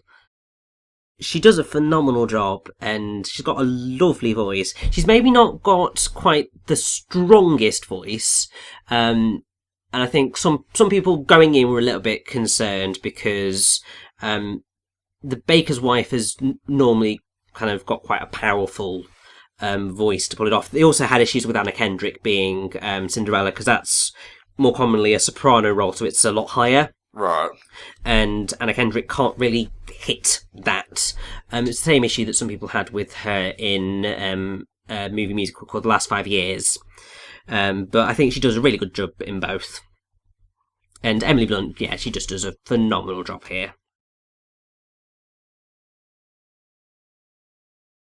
And also, it also helps that one of the things that a lot of people say about Stephen Sondheim is that he writes musicals for actors. So even though a lot of times the singing is actually quite difficult, most of the time it's all about the acting and telling the story through the words. Very much so. And so it's why I think a lot of actors tend to gravitate towards his work, because they get that out of it. Again, gotta bring it back to SU. There is actually a short called, do you want to have a guess? Moments in the Woods? No, it's called Stephen's Song Time. Ah, that'll be what it's based on. And Stephen sings a song about all the bad things that have happened, essentially. Ah, makes sense. There you go, there's a bunch of fucking musical weebs on that team. Obviously, you have Rebecca, the prime weeb there. Obviously. But yes, the baker's wife has kind of gotten a little bit turned around in having her moment in the woods, and now she can't quite find her way back. Well, that's what you get for having a bit of a nookie in the woods. It is indeed. Into the woods, into the woods. Into the woods and out of the woods. Again and again and again and again. Well, it's more like into the woods and out of the woods and falling off a cliff. That's karma. Yeah, so the baker's wife is now dead. Cool. Don't show us that or anything. It's not like you hadn't done Disney deaths before. Yeah, it's I think in the original stage show, various ways that they do it. But the idea is that she gets crushed by the giant rather than just falling off a cliff accidentally. But the fact that sort of characters are kind of dropping like flies right now is it brings up a very interesting idea, and it's something that a lot of people see in the original show of characters tend to leave the narrative in Into the Woods once they've kind of found what they wanted. Mm-hmm. So the baker's wife leaves so she's had her child, she's found kind of happiness with her husband, but also she's fulfilled that querying of what would it be like to be with a prince, and it's at that moment that she exits the narrative. Yeah. Jack's mother exits the narrative as soon as she kind of finally stands up for her son. She finally says everything that she feels, then she's out, and so on and so forth. And it's that whole thing of what happens when you get what you want, and characters just tend to leave the narrative as soon as they get that want. But yeah, this is quite an interesting song. Your fault. Basically, everyone yelling at each other. No, hold on. How does the baker know his wife is dead? That happened out of the scene. Basically, because Jack found his wife's scarf and has basically just said that I found her at the bottom of a cliff. Right, okay, sorry. Again, talking over it, not to know, but why couldn't you just show the deaths? What's the problem? Disney, I feel. No, but even in Disney, they showed Mufasa being trampled. I know. It's one of those things where it's just like, guys, this is sort of, I think, part of the problem of they didn't entirely remove all the difficult stuff of Into the Woods, but then they didn't keep enough of what made the original effective. Because, I mean, also, the original version of Your Fault is a lot faster than this.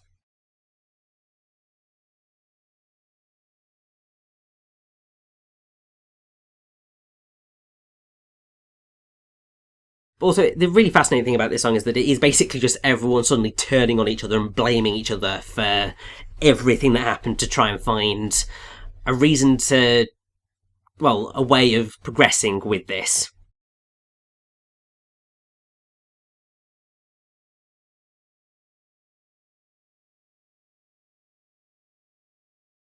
Gotta say, I think the first act was a lot stronger, but the film does keep coming alive when the song was kicking. Oh, definitely. And now we're about to get the pretty stunning Last Midnight from The Witch. It's a phenomenal song. Great style, at the very least. Oh, yeah. And it ties in really nicely to all of the previous moments where the witches appeared, because you get first midnight, second midnight. I think there is a song in there which is like after midnight, and then last midnight. It is really fascinating from The Witch because it's all about how everyone sees her as being evil and cruel, when actually all she's ever been trying to do is look out for her daughter, and she's just seeing sort of the hypocrisy of these characters, blaming each other. And it's just like, well, this wouldn't have happened if you hadn't gone and tried to get your prince. You hadn't tried to go and get a baby. You were greedy and thought you'd get more and more out of the giant, and you were kind of did whatever you did, Little Red Riding Hood. She was little and had a red hood. Yeah. But also it's just like trying to find a solution. It's just like, well, all you're doing is focusing on the blame. That's it. Yep. Oh, this is a very poignant song for, political discourse nowadays. Oh, yeah. Yeah, don't try and find a solution. Don't try and help people. Just blame someone. Yeah.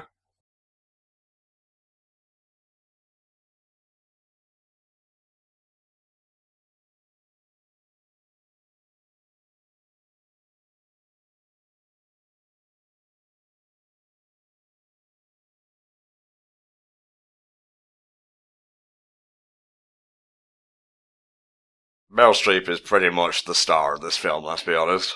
Definitely. And I mean, while I don't necessarily feel that she should have been nominated for an Academy Award for this role, she's Meryl Bloody Streep, and Yeah. of course she was going to. And to be fair, she does just absolutely kill it in this film. She's definitely one of the highest praised parts of it, without a shadow of a doubt.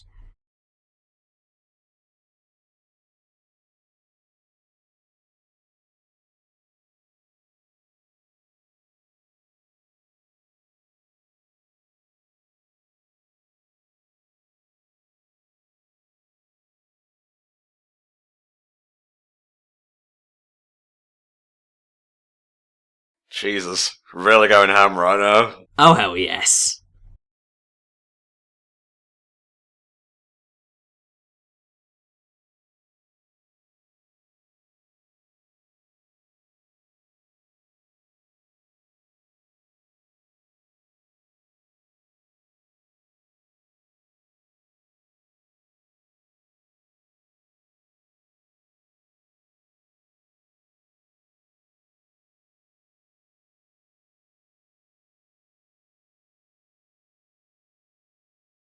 Damn, man, this was shot so nicely. Oh, yes.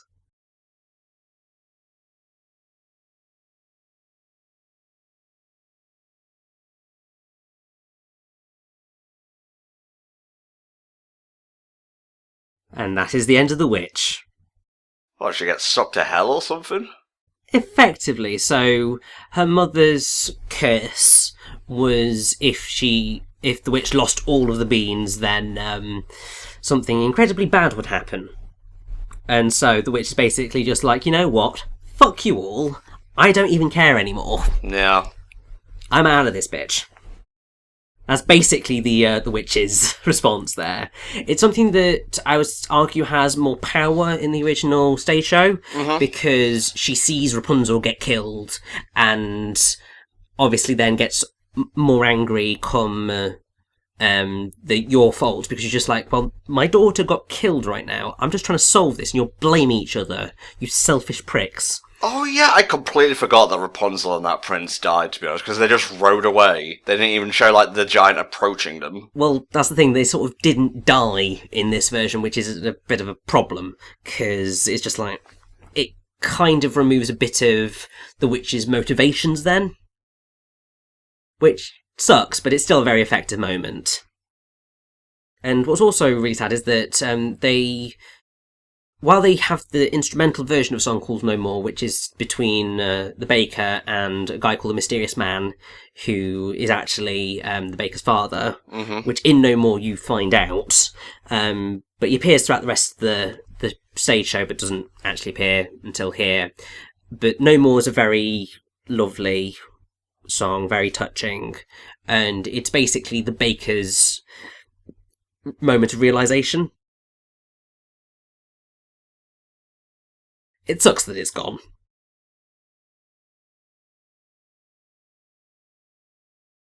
But at least we do get to keep No One Is Alone, because that is just a wonderful, wonderful, wonderful song.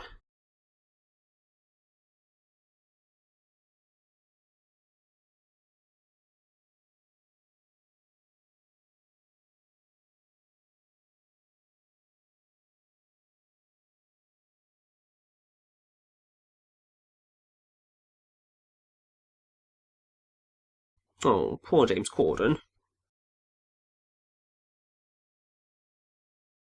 This would have been so much more powerful had we seen the wife actually die.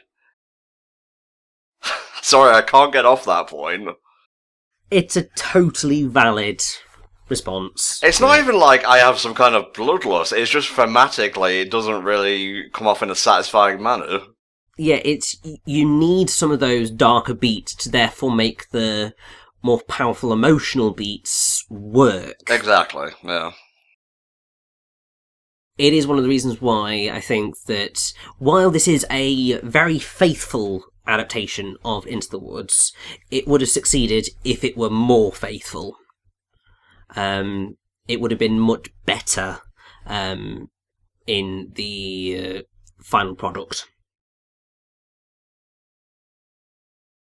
Oh, okay.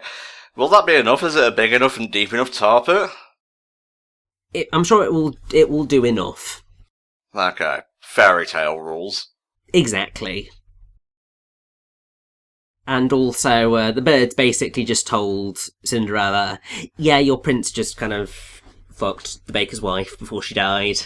And she's just like, oh, yeah, not going to say that out loud, because, I mean, we've only just got the baker back and he's kind of finally got a little bit of a sense of purpose. Kind of don't want to ruin that by saying, yeah, your wife fucked my husband. Oh, well, the prince might come along and say it in a minute. Well, no, he would never admit that sort of thing. Yeah, we're a peasant. Ugh.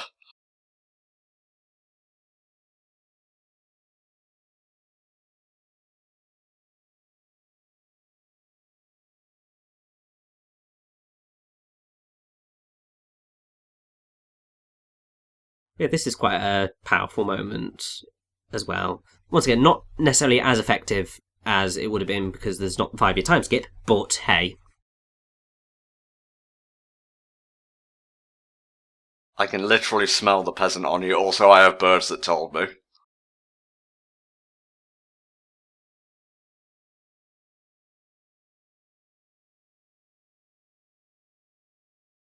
I keep looking at Chris Pine and thinking of Chris Hemsworth for some reason. Well, it's the Hollywood Chris's. They do tend to blend slightly into each other because you've got Chris Pine, Chris Hemsworth, Chris Pratt, Chris Evans. Chris Evans. I was going. I know what his name is, but I'm just going and having an absolute blank. Hey, that's Captain America. Show some respect. I know. I feel really bad, but see, you've got all those Chris's, all of whom are in Marvel.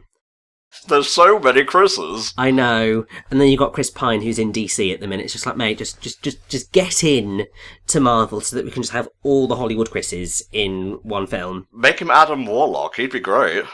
Yeah, definitely agree. Do you ever get taken out of like a fancy story of people with perfect white teeth? No, I mean it does make absolutely no sense, but hey. I am sort of being pedantic here. It's meant to be idealistic and whatnot. Exactly.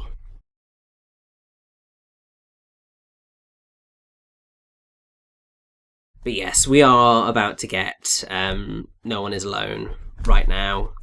And what's very interesting is that actually, during the original tryouts of the show, when they were just kind of finding its feet, the song wasn't there. But there was just simply a spot in the script that said a quartet for Cinderella, Red Riding Hood, Baker and Jack. And during the intermission at Wednesday evening performance, Sondheim showed up with No One Is Alone, played it for the cast after the show that night, and it was part of the score by Friday. Oh. There was apparently an issue of whether it had been inspired by a pre-existing poem. And James Lapine explained to LA Weekly that he killed the baker's wife in Act 2 because in real life tragedies happen to human beings. And quoting No One Is Alone said, sometimes people leave you halfway through the woods. And Stephen Sondheim just liked the duality of the title, which trumpeted the alternate title of No Man Is an Island, which, but No One Is Alone is just very, very important because it's all about people leaving you, and despite that, like, no one is alone. Even people that you don't agree with, there is someone who cares about them. And it's just a very, very poignant song. I just love the phrase, like, someone leaves you halfway through the woods, implying that they were with you, and again, they're just not there anymore. Exactly. There are just some truly lovely lyrics. I'm just going to get them up now. Right, yeah. So you're just like, mother cannot guide you, now you're on your own. Only me beside you, still you're not alone. You have then this bit of what mistakes parents make when bringing up their children and how it happens.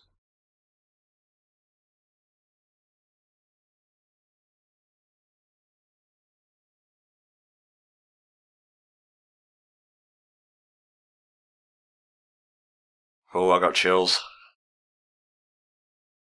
I remember watching this initially in the cinema, and I think I actually did have tears in my eyes because it just is such a beautiful song. I think it probably was also because that was the just after the first Christmas. Well, it was the pretty much the year of my granddad's passing, so it was a very it did just hit right there. Bang. Yeah, I get you.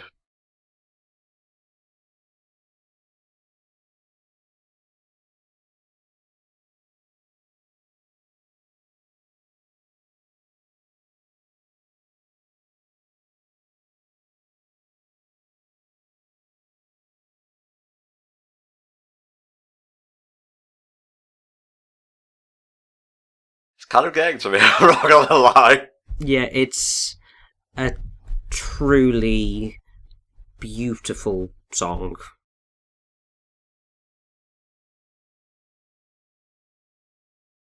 Really like that cut-off.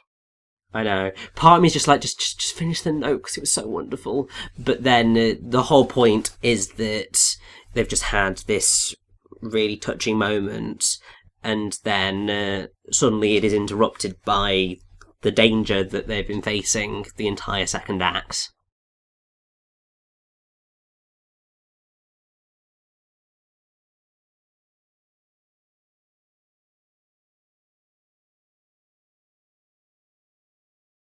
And now they've got to bring the giant's wife down.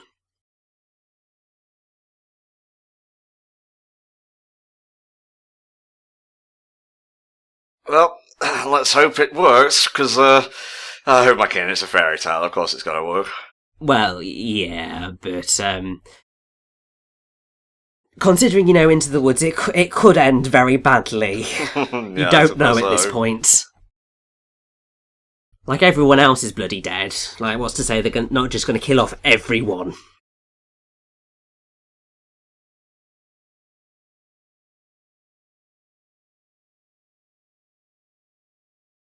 Attack, my pretties, attack! Peck out her eyes.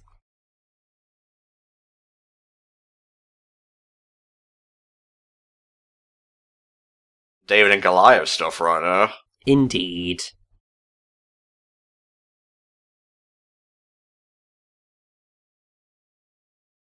Uh-oh. Do you think the film needed this climax? It is the same climax as what was in the original show. Obviously, it's a bit more cinematic than the original show, but it's still the same thing. Because the idea is that they all come together and finally save everyone from what could potentially happen and more people dying. It's just that the giant's wife must die in order to achieve that. Yeah, I guess so. But despite the fact that that bit maybe feels a little bit at odds with kind of the rest of the musical, the entire finale, like the Act 2 finale song, is also just really, really beautiful. Okay. Because it's called Children Will Listen, and it sort of goes on the theme of various other songs. So you had in Stay With Me and The Witch's Lament, the careful things you say, children don't listen, and so on and so forth. And it changes as the story goes on. Because Stay With Me, it's like children don't listen. It's children should listen. Witch's Lament is children don't listen. And the finale is children will listen. And it's about the importance of the stories we tell and all of that. And it is just a really, really touching song.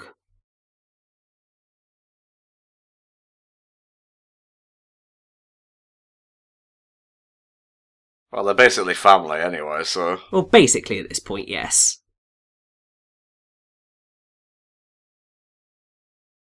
Oh, there you go. There's the line. Stockbaby.wave. Yeah, but then really, that's going to happen to every single baby you ever I have in a know, film. it's not a criticism, it's just something I've come to notice. I know, at least it's not the American Sniper Baby. Huh? The American Sniper Baby was very, very obviously a doll, and people took the absolute ever-loving piss out of it. I'm even more confused with context. Look it up. It'll make Okay. sense. Well, no, I'm not gonna, like, a Sniper Baby. No, I don't want to be part of a fucking list. American Sniper.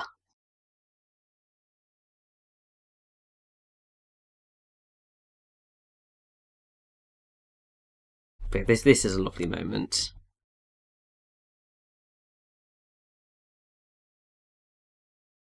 Aww. And here's the line.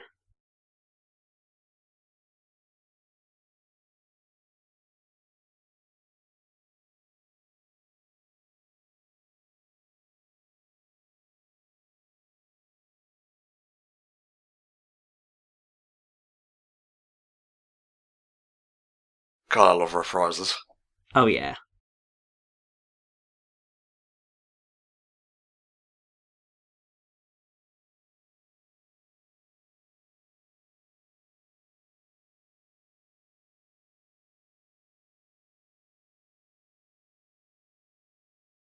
Wonderful voice.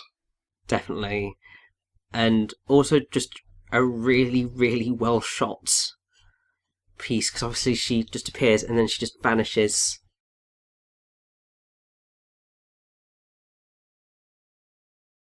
And also, while there are things that had to be removed when they made the baker the narrator, this ties it all together. Yeah, it does. Because the baker tells the story at the beginning, throughout the story, and then it sort of explains here why he was telling that story.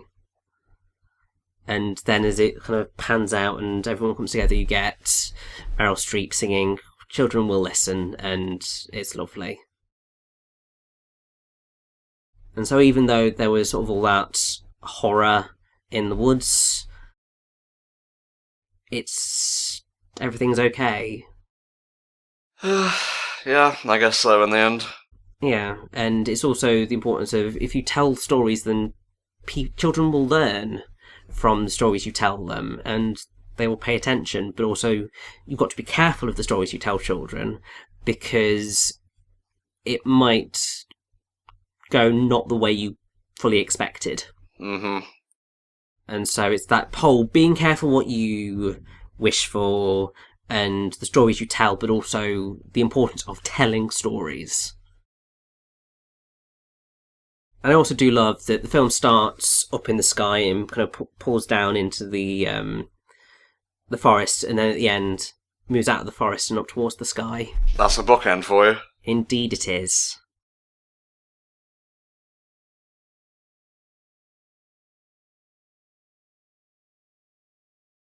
And I think that'll do us, Rich. That is basically the end. We have got a little bit more to the finale song, which is basically the reprise of Into the Woods, which we're going to hear as we get shown all of our lead actors, which is really quite fun and also further cements the whole idea of the narrative and the themes. Mm-hmm, mm-hmm. So do you want to start wrapping up, mate?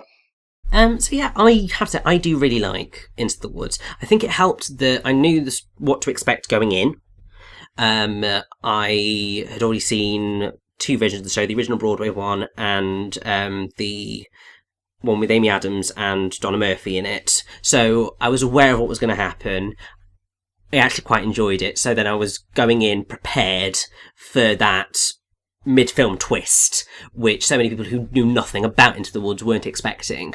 So I was happy with that. I do think that they really should have just been a bit more faithful in terms of keeping some of the much more darker elements. Yeah, going a bit more by just going the full hog with it, rather than presenting this slightly less dark variant, which doesn't necessarily have as big an emotional impact as it probably could have done, but I think that still in the grand theme of grand scheme of things, it is still a very effective rendering of the show, and I do really enjoy it. It is a lot of fun, but also I like it more from the sense of analysing it and its themes, perhaps more so than its actual content. I get you, man, I get you. First act, super solid, really enjoyed it. Second act, I feel, lets the film down, but after the first third of the second act, it did start to re-click with me, and I did start to like it again. I didn't like the whole taking down the giantess thing, though. I feel, like you said, that feels a bit at odds with the movie. But it's great cast, great songs, set design, costumes, amazing, atmosphere, pretty great. It's just, I don't know, I was ready to check out after Happy Ever After. I think most people are. I mean, one thing that I would recommend if people had complex feelings with the film version of Into the Woods is if you get the chance, try and watch the filmed version of the original Broadway production. Okay. Because that might give you more of an idea of what they were originally going for, and you might find that you enjoy that more than this. You might find you still don't like it too much, but I would say it's definitely worth checking out because it is a really fun version. Oh, Milky White was called Tug in real life. Indeed. Oh, beautiful. But I did have a good time with Into the Woods, but it's not a perfect movie, but then again, what movie is? You know, we can find flaws in everything if we really want to, I suppose. But yeah, that'll do it for this HellfireComms Disneython. Guys, come back tomorrow and we'll have another one as the third Disneython continues. Bye-bye.